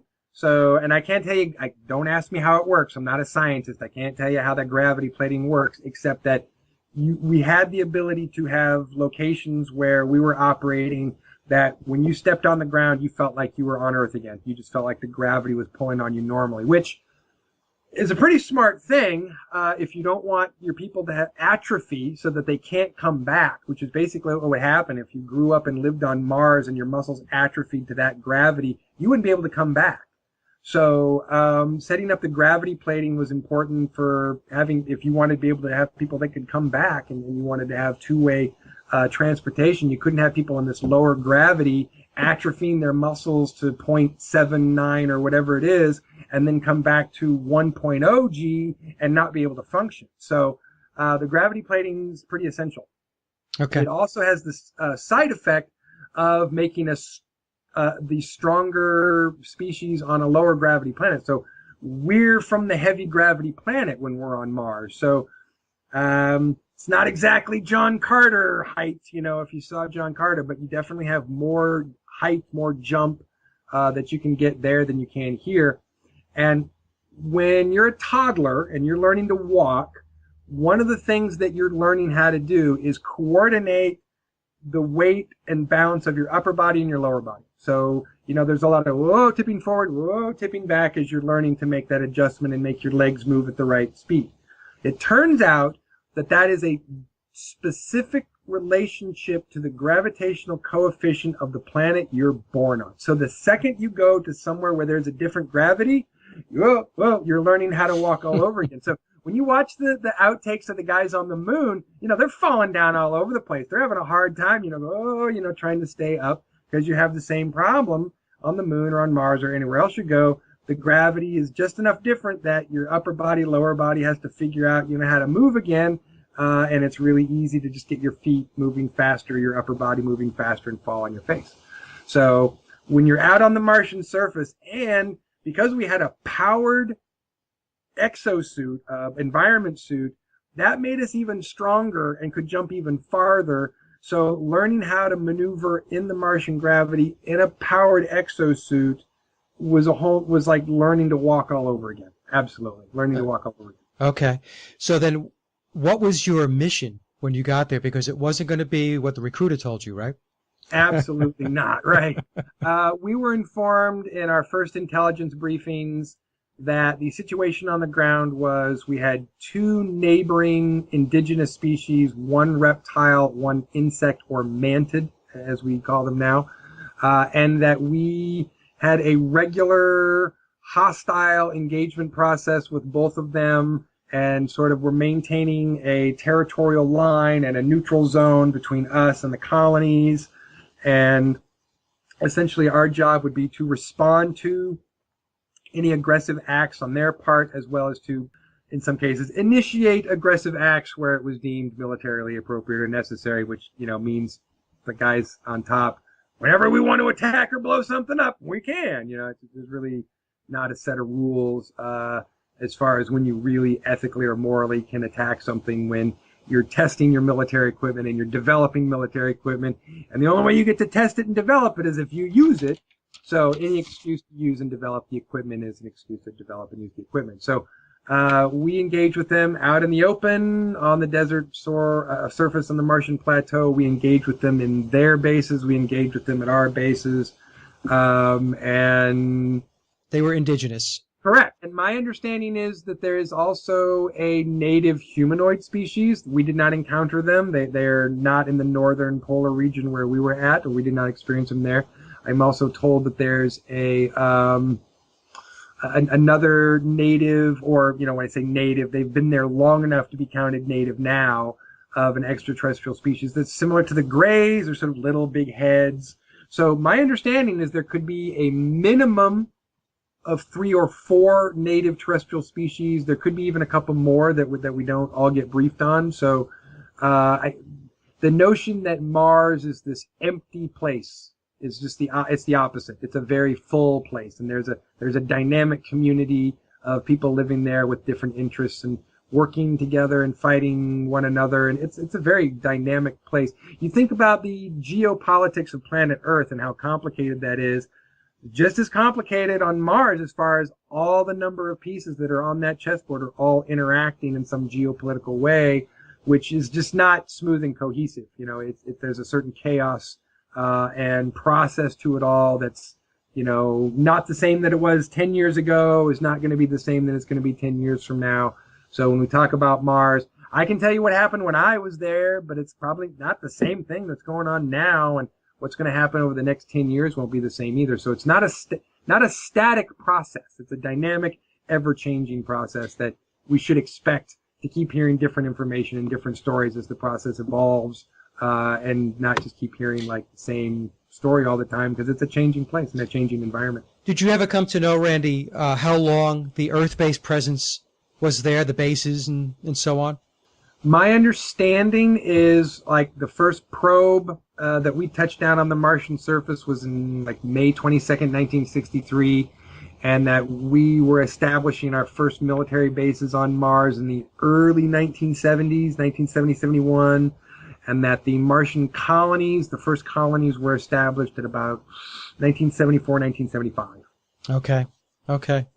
And so that's the timeline that I've been told, that I've been briefed on. So, and maybe you don't know this, but the Earth-based presence, when it got there, what was the reception like? Was it hostile, or were they leery, or okay, come, but you better behave yourself, or nobody cared? I couldn't answer that specifically because I wasn't there. From reports that I've heard of people who were in some of the early exploratory missions there, like Andrew Passaggio, who is a very good friend of mine, and we've had wonderful conversations about this. Um, I think that he explains fairly clearly that there was a certain amount of distance or cushion that they seemed to have from other things or other people, but at the same time, there was certain natural wildlife and other, extraterrestrial or native life, which they were informed, not to engage or to stay away from, or to, if you see this, report back or get away. This could be dangerous. So they were certainly in a active hostile environment, or an environment that could turn hostile at any minute. So it was definitely, I wouldn't say that we were greeted, so much as with a certain amount of suspicion and a certain amount of hostility. Because And I would be suspicious if we showed up. certainly, yeah, yeah. But I think also because the environment and geopolitics of Mars is not like, there isn't a Mars government. You know what Hmm. I'm saying? I mean, Right. there are communities and governing states and communities all over the planet that are localized.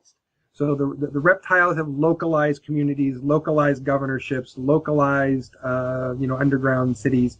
The mantids have localized hives, localized communities that, while they can have, be communicating in sort of the same allegiance to one another, they're still managed and run by the individual queens of the hive, and so they're not necessarily, answering to each other in the same exact way, Okay. or members exact necessarily of the same hive mind at that point, because the hive mind really kind of comes down from the queen, and the queen sort of interact in a way that's psionic and interspecies, but isn't the same way as the same hive mind that they do when sort of a queen operates a hive. I don't know if that's a little complicated. I don't know if that explains that properly, No, but I think what I'm hearing you saying is there is no global governance, that they have right, their patches, their territory, and this is mine. You can be here, but don't be stepping in here unless we allow you in. right. Right. And Okay. as much too as, like, any conquistador, you land on a spot and you say, "This is our spot," and as long as you can defend that spot, that's your spot. That's the So spot. Okay. yeah, Now, did you I notice any kind of vegetation and stuff like that?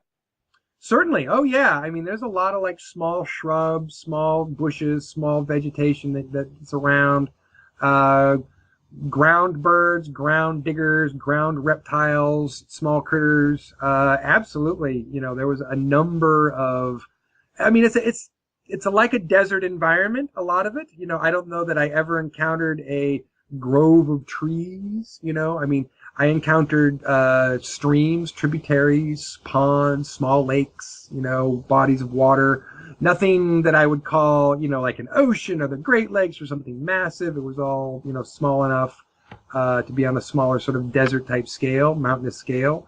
But yeah, there's life all over the place there. All over. Okay. And your view of the small shrubs and the water and the small animals, that's coming from the perspective of where you were stationed, right? Because did you have access to the whole planet? No, we definitely forward station Zebra was one of, if not the northernmost, farther extended operating station from the colonies, and we had this large grid map, and so divided into sectors, and every forward operating station had a number of sectors, that kind of made this not exactly a perfectly outlined, kind of almost like a gerrymandered, kind of territory that was like, these are the sectors you're responsible for, these are the sectors you're responsible for.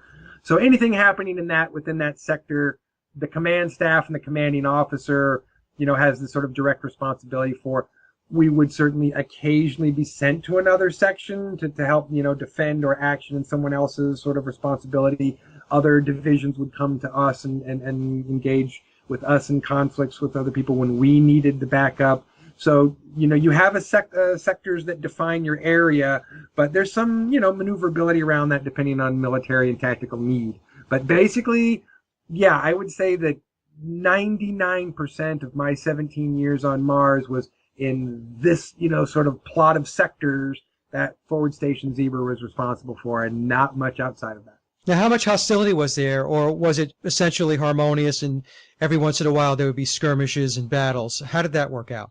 At least I'd say they had a war clock, that they had developed over time that basically said we had a consistent clock that said there was going to be an attack every 5 to 9 days.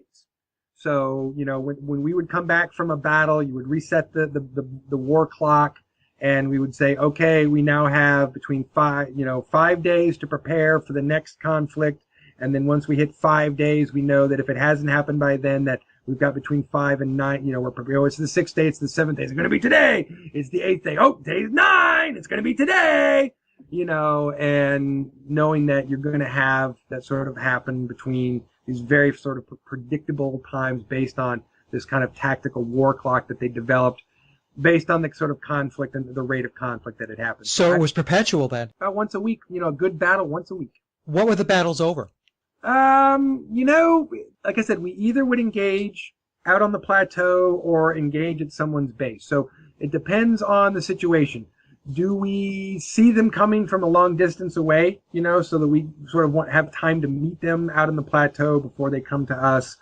Or is this a situation where, oh, surprise, they're just coming over the other mountainside. We don't have time to do anything other but prepare for an assault and get ready for them to assault the base. So it tactically would depend on that situation. Or if we were being told, patrol this area, or we're sending the whole division out to this sector and maybe you'll run into someone, or we're going to invade this hive or this base or the station, and then come back and see what we can extract, see what we can get intelligence, material, artifacts, so forth, and then get back. So command makes the decisions. We're soldiers, and depending on what the day is, we get told, oh, they're coming, we have to respond, or they're here, we have to respond, or go patrol, every day is patrol day, or we're going to go get them. So, not too many possibilities, So why would they attack though, Randy? What is it that motivated them to attack, or for that matter, for you guys to attack?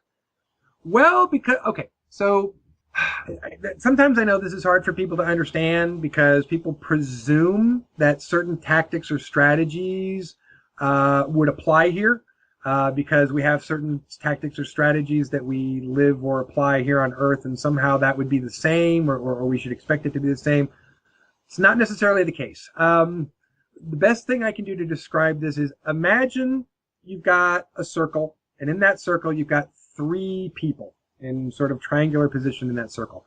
And these are people who are in conflict with one another. And that in order to feel like one person doesn't have an unfair advantage over anyone else, the simplest, easiest tactic is every once in a while for someone to run across the circle, kick someone really hard in the shin, and then run back. So while that person is down nursing their shin, they're not going to attack anybody. And then maybe the next person is going to run over and then kick you in the shin. And then while you're nursing your shin, then you get back up and kick the enemy in the shin. So essentially you have this process where instead, there's not a battle for global domination. There's not a battle for, it's all or nothing. That was really considered by the native reptiles and the native mantids a waste of resources.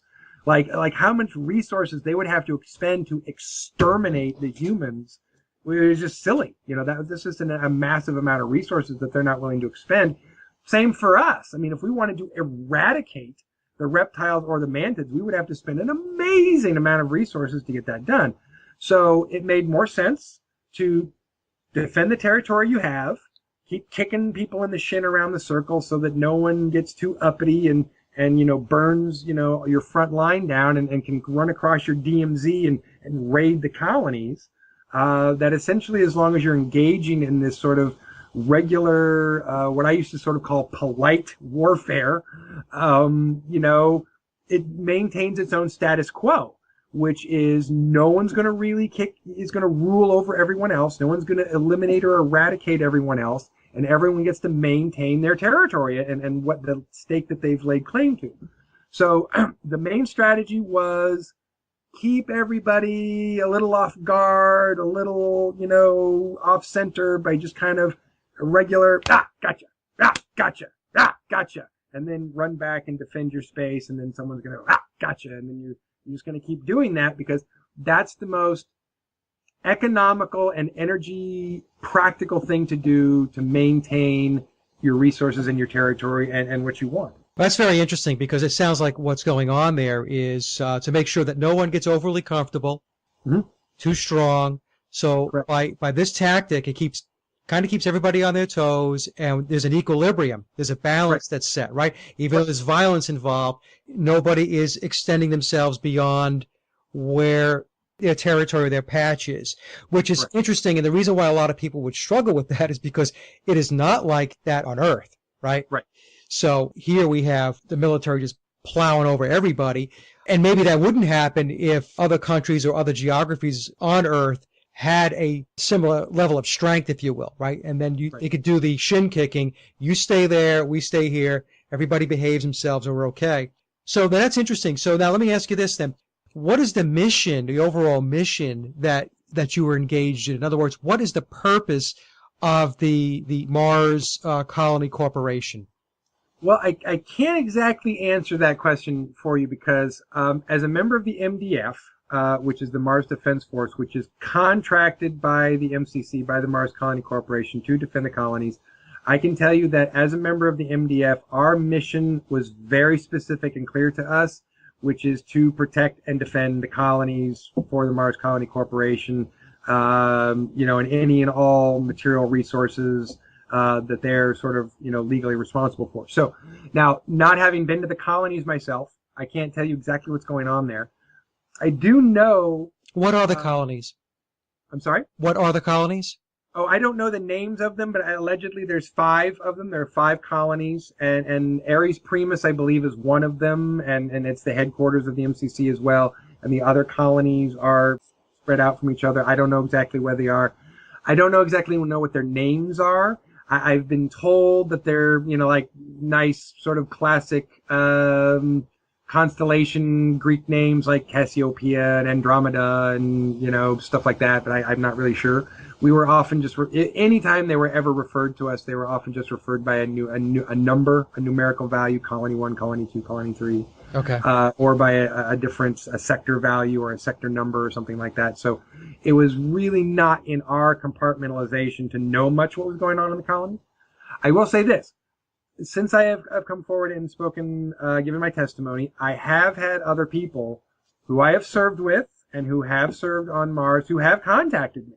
And we have been able to have independent corroboration of our experiences, of our knowledge of one another, knowing each other by nicknames, and well as knowing that those people are talking to other people who are talking about their experience in the Mars program. So while I am this one person who is talking about this on a regular basis and coming forward and, leading the charge, as it were, there are a lot of other personnel who have served on Mars who are just not ready to come out and talk publicly like I have.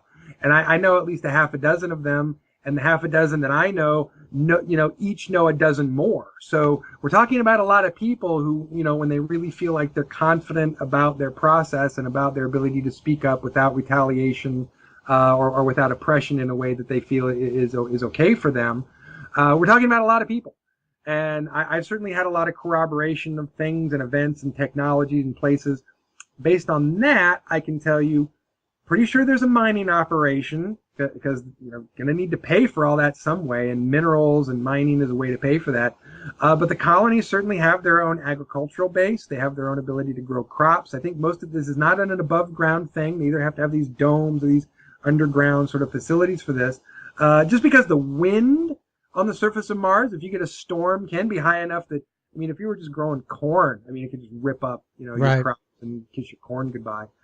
But there's also some ranching that's going on, some pig farming. I don't know about beef or cattle, but they're definitely doing some chicken and pig farming as well. So there's poultry and some ranching. So they are trying to sustain the colonies, with their own food sources. They're trying to sustain it economically with at least a mining program. What else exactly? Other kinds of programs, I'm not sure. I'm obviously a military contractor that's working on defense technology. So, I can tell you that over a 17-year period, we updated our technology on a pretty semi-regular basis and we're using more and more updated equipment. I mean, we weren't using the same exact battle suit, when I left is when we got there. We weren't using the same rifle, and the helmet had changed, and, all this other equipment had changed. And so, we definitely were in an evolution of defense technology and a progression of defense technology that was being developed by somebody, built by somebody, sold by somebody, purchased by somebody.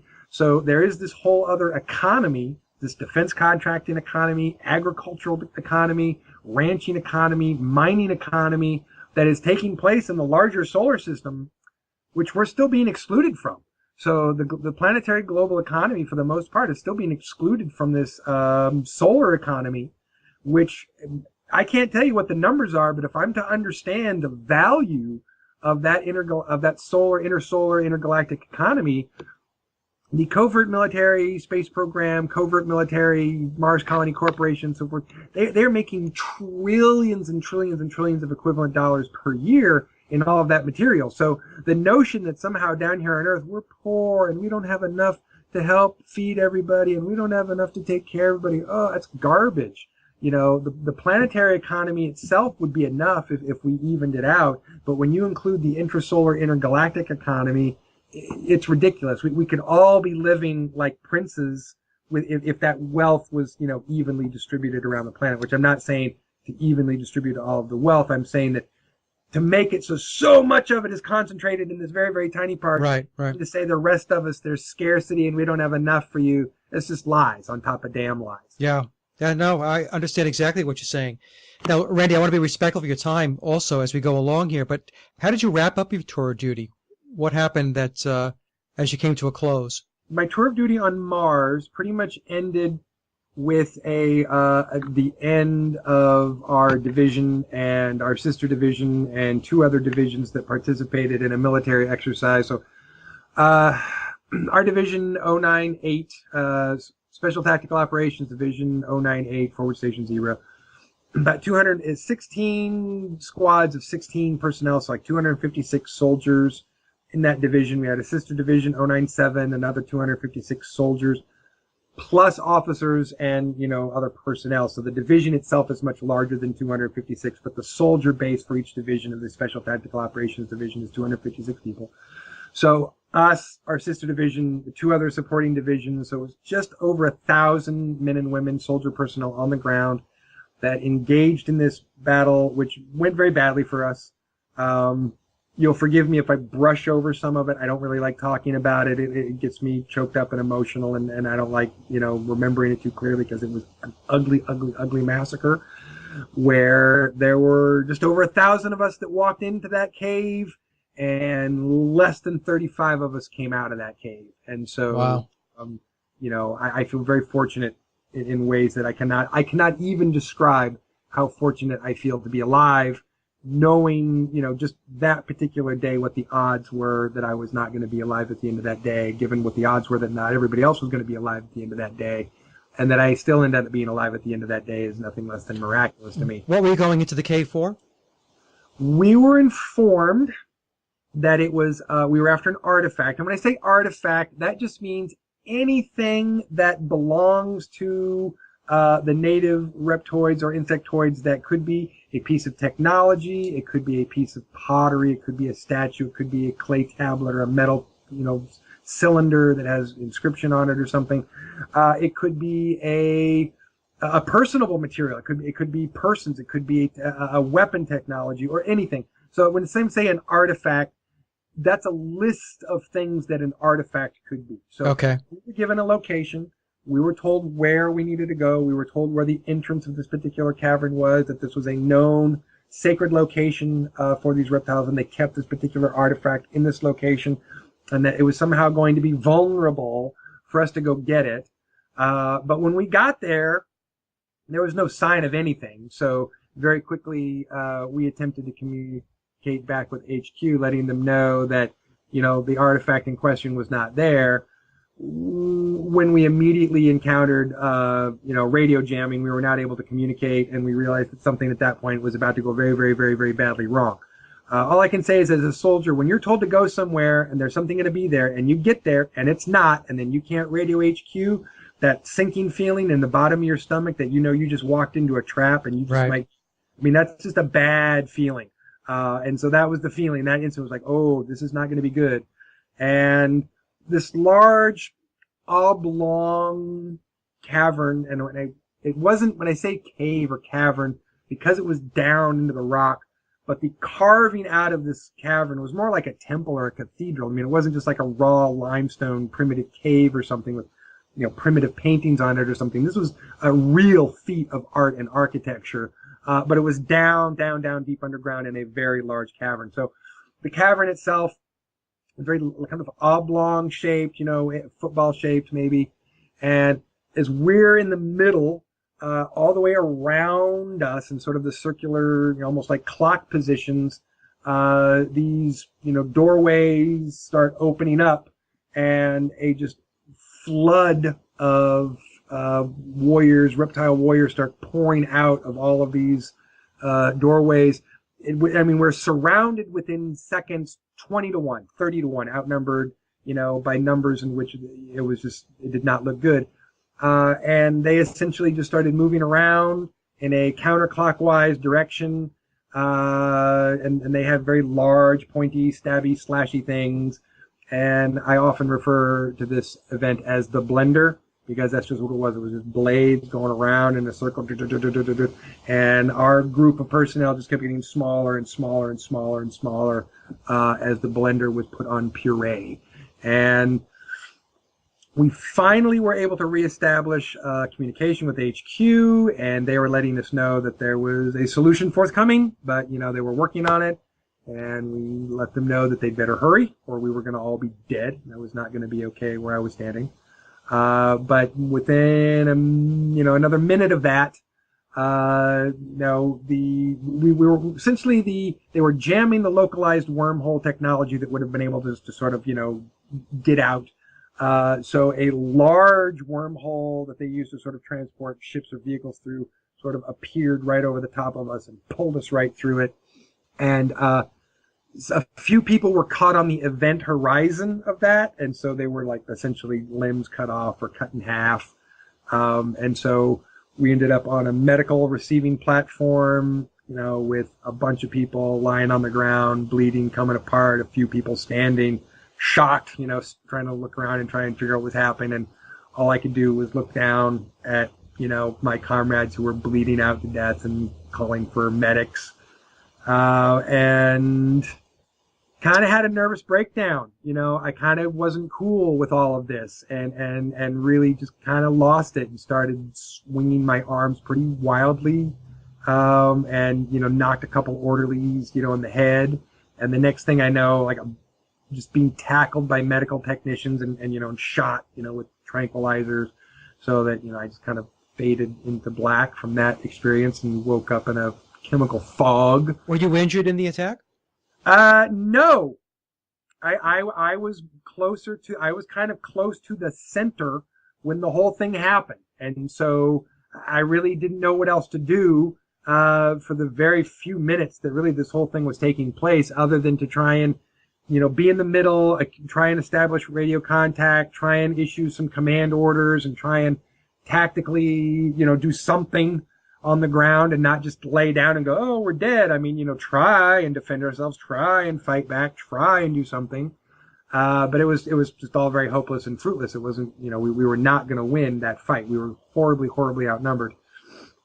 So, we tried, I did what I could, during that period of time. And then, when we finally got out, we got out, and I was just shocked and stunned and felt the luckiest person in the world to have survived that entire event. But anyway, I woke up, in a daze on a gurney, and my commanding officer, who is, Colonel Jack Jameson, said to me, he said, well, you're not going back to the division. That's not going to happen. You're done there. How would you like to go to flight school? How would you like to fly? And anybody who knows me knows that it was my dream to be a pilot from the time that I was 5 years old. So I was like, hell yeah. So I essentially was sent to a sort of a medical facility, which, probably like a psychiatric ward of a hospital, for about a week, just to make sure that I was not completely, mentally unhinged. He said, no, we're just going to, give you some medical time, make sure you're checked out, make sure, after everything you've been through, your organs are all functioning. And so I had like a 7-day medical leave, call it that. And then when they checked me out after 7 days, I went off to flight school and went to flight school and learned how to fly advanced flying craft, and then became a pilot and was given an officer's commission, and then spent the rest of my tour of duty just, over 2.5, 2 3/4 years ish as a pilot on the EDF SS Nautilus, which stands for Earth Defense Force Starship Nautilus. It technically has intergalactic traveling capabilities, but we never left the solar system. It was essentially just something we drove around the solar system and patrolled with. And then, like an aircraft carrier, the pilots in the air wings, would get on their fighter crafts and their bombers and fly out to do patrols and missions and come back to the larger ship, and just regular old kind of stuff that you would do if you were a pilot on an aircraft carrier, except it's in space. So you patrolled the solar system. How far out did you go?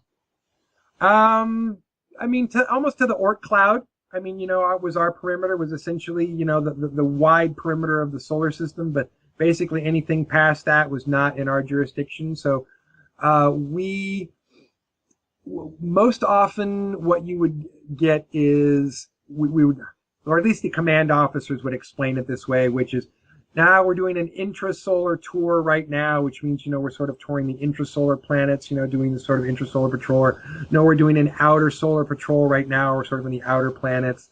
Sometimes, the captain or one of the commanders would call it, we're doing a boondocks, run, like we're way out on the edge, out where Pluto is, but when Pluto's on the other side of the solar system. So, there's just nothing out there at that particular corner at that particular time. So all over the solar system. What were you patrolling for? We were protecting just the space, period. We certainly had a number of bases, a number of space stations, all of these larger starships that are flying around. I don't know how many are in the fleet. I couldn't tell you that. But we certainly have more than a few. Mostly patrols are patrolling for things that are not supposed to be there. And so if you run into something that's not supposed to be there, one of two things is going to happen. That thing is either going to run away from you at that point, or it's going to try and fight you. And I'd say 19 times out of 20, things don't want to fight you. They would rather run away and leave. It's just not tactically or efficient for them to engage in a military act at that point. So 19 times out of 20, you run into something that's not supposed to be there, and it runs away from you, and then you chase it until it gets to a perimeter or a point where you've said, yeah, and stay out, and then, return back to your patrol location or return to base at that point, file a report, or what have you. So essentially you either chase it off, or if it, takes a shot at you, then you call for backup and, return fire, take a formation, take an attack formation, or something. And if there's multiple of us, which, there's always a patrol of, anywhere from half a dozen to a dozen vehicles of us at any given time, and we run into 1, 2, or 3 vehicles that don't belong there, we're going to do fine. We outnumber them. We're going to do fine. We have fast vehicles with plasma cannons on them, essentially a lightning gun that can basically project over like 5 million joules, okay, like out of the end of this plasma cannon, this lightning gun that penetrates the body armor and the fuselage of these vehicles. So we essentially aren't trying to hit them with hard particles to, knock through an outer fuselage. You're hitting it with a penetrating energy weapon that goes right through the fuselage, into the energy components, into the power center, and hits it with about 5 million joules, overpowering, short-circuiting everything, and in some cases, blowing up the entire vehicle or causing a fatal cascade of some kind, and the whole thing blows up. But, minimum, usually you get a good shot on someone, and you're going to cripple them, and they're not going to go anywhere, and they're going to float there in space. And then someone else will come and pick them up. If you disable a vehicle, there is another squad that comes to pick that vehicle up and take charge of the vehicle, the personnel, pilots, living or dead or whatever. So there's even, recovery teams out there, part of Radiant Guardian, whose job it is to recover crashed or destroyed vehicles and pilots and so forth. So just wasn't our job. Our job was to chase them away or shoot them down. But if we did, someone else could come up and clean it up. Now, were there any other stopovers aside from Mars where that you knew of, where there were bases or points where you could, I don't know, park your ship? I mean, I've certainly have been to the base on Titan. I know Mm. there are a few other space stations floating around the solar system that occasionally, we would stop at and exchange personnel or exchange supplies. Most of the time, though, you're within a kind of a reasonable distance from, the starship that you're assigned to, and a patrol is a certain amount of time and distance to go away and then come back. So not often that you get out in a squadron and you're away, away, way, way, way, way, way, way for a really, really, really long time, far, far away where you need to worry about like parking somewhere and kind of, waiting something out or that you're waiting for anything, or maybe you even need to take a rest period. The cockpits of these vehicles, these are large vehicles. I want to point out that even though they're not tiny, tiny like fighter crafts, they're still fighter crafts, but they're big because you're operating in space. So aerodynamics, wind resistance is not as much of a factor of creating like a super, super tiny vehicle. But, there's certainly aerodynamics still. They can fly in atmospheres. But every cockpit, not unlike like a semi tractor trailer, like a long haul trucker, you've got a little cot in the back and a little restroom in the back. I mean, you can't, if you got to go, you got to go. You got to go in the back, and if you need a rest period, you got to go in the back. So, or if you lose power or you have to land somewhere, and you have to. So you're totally self-contained in that cockpit and the little area behind the cockpit that you can essentially last in that vehicle for days, possibly weeks on end. It's just that that's not asked for or called of very often, but totally a possibility, and they're absolutely built to be able to deal with those contingencies in case you are far, far away from something and you have to land or wait, or, it's going to take a couple of days for someone to get to you based on what other things may be happening. And, that you can float there and you've got auxiliary power and you've got rations and you've got a cot and you got a toilet, and you're not going to crap your suit and start going crazy. Just an amazing story, Randy, as I'm listening. You're talking and it's mind-boggling because I'm thinking in terms of, as you're talking about starships and cruising the solar system. I mean, it conjures up thoughts of Star Trek and all of these movies that we've seen, since the 1960s, really, when there was sci-fi before that, obviously, but Star Trek really kicked off the whole starship, galactic types of star travel. It really is an incredible story. Have you had any kind of problems from anybody coming to you and approaching you and telling you to be quiet, shut up, stop talking? None whatsoever. My chain of command made it very clear when they came to me last August. We've been in communication for a bit longer than that, but when they came to me last August, a year ago August. How did they come to you? So I have a micro walkie-talkie in the back of my skull. So not a telepathy implant, but an actual micro walkie-talkie that has a little tiny speaker and a little tiny receptor so that I can sub-vocalize into it. So essentially, when someone's talking to me on the micro walkie-talkie, it sounds like someone is talking right behind in the back of my head with like a plastic bucket over their head. It has this kind of like close echo to it. So the first time that happened, it was a very surreal experience, and I was like, thinking, am I hearing things? Am I hearing voices? What's about to happen here? But it was a very surreal experience. So basically, I hear this buzz and then a beep, like a signal coming in beep, and I'm like, where's that beeping sound coming from? It sounds like it's coming from in the back of my skull. It feels like my skull is vibrating. And then I hear very clearly, raise 3 fingers on your left, 2 fingers on your right. Like, what? Raise 3 fingers on your left, 2 fingers on your right. Okay, so 3, 2. Okay, now raise 1 finger on your left, 4 fingers on your right. Okay, 1, 4. Now raise 4 fingers on your left and 4 fingers on your right. Okay, great. You can hear us loud and clear now. We have confirmed clear transmission. And there was a, this is, Command Central, United States Marine Corps Special Section, contacting Captain Randy Allen Cramer, and then I hear the voice of Colonel Jack Jameson. And he says, Do you recognize the sound of my voice? I'm like, yes, sir. He's like, am I an officer in your chain of command that is known to you? Yes, sir. Okay, great. Let me put you on, command here with the Brigadier General. And that's when I started talking to Brigadier General Ian Smythe. And he said, so you've been good. We really appreciate that. You've held your secrecy oaths. We appreciate that. We know we'd given you permission to write a book if you'd wanted to write a book. Not exactly saying it was the truth. And I hadn't really gotten on that far. I really hadn't even started writing the book. I'd been so busy just trying to sort of sort my life out, to be honest, that even though I'd been given permission, I hadn't really done much time putting into the book. So by the time that they said, change the story, I really hadn't gotten much done. But I said, I know we've given you permission, to do that. I'm here to ask you if you'd like, it was a request, it was not an order, would you like to go public? And I was just so shocked and taken aback that I would be even being asked this question. I was like, wait, you mean tell the truth? Not like part of it, a little, like tell the truth, the whole truth? And he said, absolutely, correct. And I was flabbergasted. I was like, what has brought that on? Why the change? I was, you're kind of messing with my head here at the last minute. Like, why are you asking me to do this?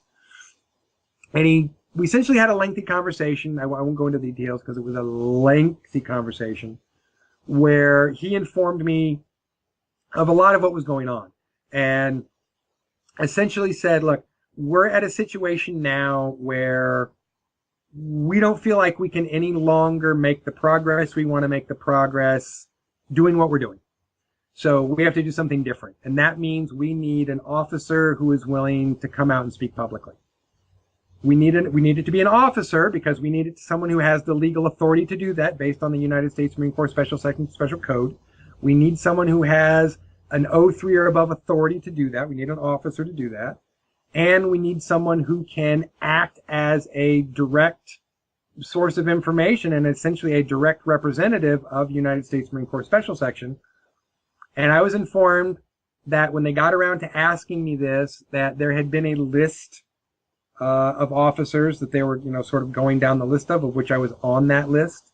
I don't know who else was on that list. All I can tell you is that it was not a long list. It was a fairly short list, not more than 10 or 20 names on that list. And that over a 6, 8, 9 month period of time, that list got whittled down smaller and smaller until they asked me. So I can't really say, like, what did I do or what was so special about me other than I was on the list. They went through some process to, screen down that list and got to me. Maybe they got down to 3 people and the other 2 they asked were like, screw it, I'm not going to go public. Get some other guy to do it. And I was the one who said yes. I don't know. Do you have proof of the implant? Do you have a way to be able to validate or confirm that? I would have to get like some kind of serious scan in my skull to see it. The implants that I have under my ears, like if you were here physically, personally, I could pull back my ear and show you the one under here, and I could take your finger and show you and stick it under this ear, and you could feel this one. So those are my dog tags, and I'm not getting those cut out anytime soon. But I'm told that since I got 2 of them, if I want to get one of them removed, I could, but without some serious minor surgery and scans that I don't necessarily feel comfortable with on my head and so forth. I don't have the proof that people would like to see, of that. But like I said, the ones under my ears, if you were here physically, personally, I could absolutely show them to you, take your finger and stick it under there and you could feel that there was a hard, non-biological, either hard metal or hard plastic object that's round under each earlobe. Yeah, because I would think, it's just my recommendation for what it's worth, but if you can get that confirmed, that would be a very significant factor with regard to the story. Well, I was pretty excited for a while, thinking that the work of Dr. Richard Lear, was going to, that he's been doing, or had been before he passed away, was sort of the thing, is that, when I first heard of his research, I was like, oh, there's a guy I should contact. And I'd actually sent off an email to him, and I know he got a list of emails from people and wanted to take a look at this stuff. But then he passed away before I could ever talk to him. So I don't know who else is doing that kind of surgery right now. Now I do have my general physician, who is a pretty nice guy, and he's an understanding person. We've talked about this, and I've shown him these, and we've talked about what the process would be if I wanted to pay, essentially come up with the cost for the microsurgery, daytime surgery room for him to get under here and cut this out. Because I actually went in and was like, look, you can see this one right here. Come on, get a scalpel, get some alcohol, cut it open. And he's like, no, I'm not going to do that. That wouldn't be medically safe. He's like, but look, if you are serious, you really want, someone to cut in, we'll get, the daytime, microsurgeon, and you have to get the equipment. He says, it's some money. There's a cost.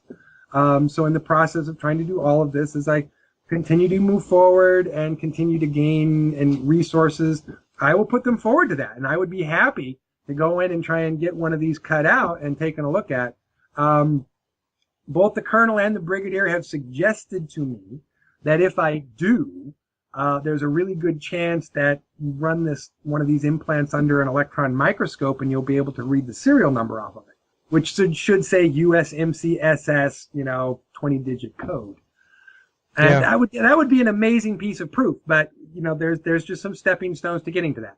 Right. Okay. No, fair enough. So, Randy, like I said before, you have been extremely generous with your time. And so I don't want to take up any more. We're pushing 2.5 hours now. But is there anything else you wanted to finish up with? I'll just say this. It gets easy for people to focus on me and my story when I'm talking and I'm explaining my experiences, because obviously I get it. I'm explaining and laying claim to some amazing, incredible things, and people want to hear that. People want to hear stories. We're a creature who loves stories. We have been telling stories about our collective experiences since time immemorial. So people want to hear the stories. They want to know from the person who was there, and they want to hear about that. I get it. I just want to emphasize, though, that this isn't about me.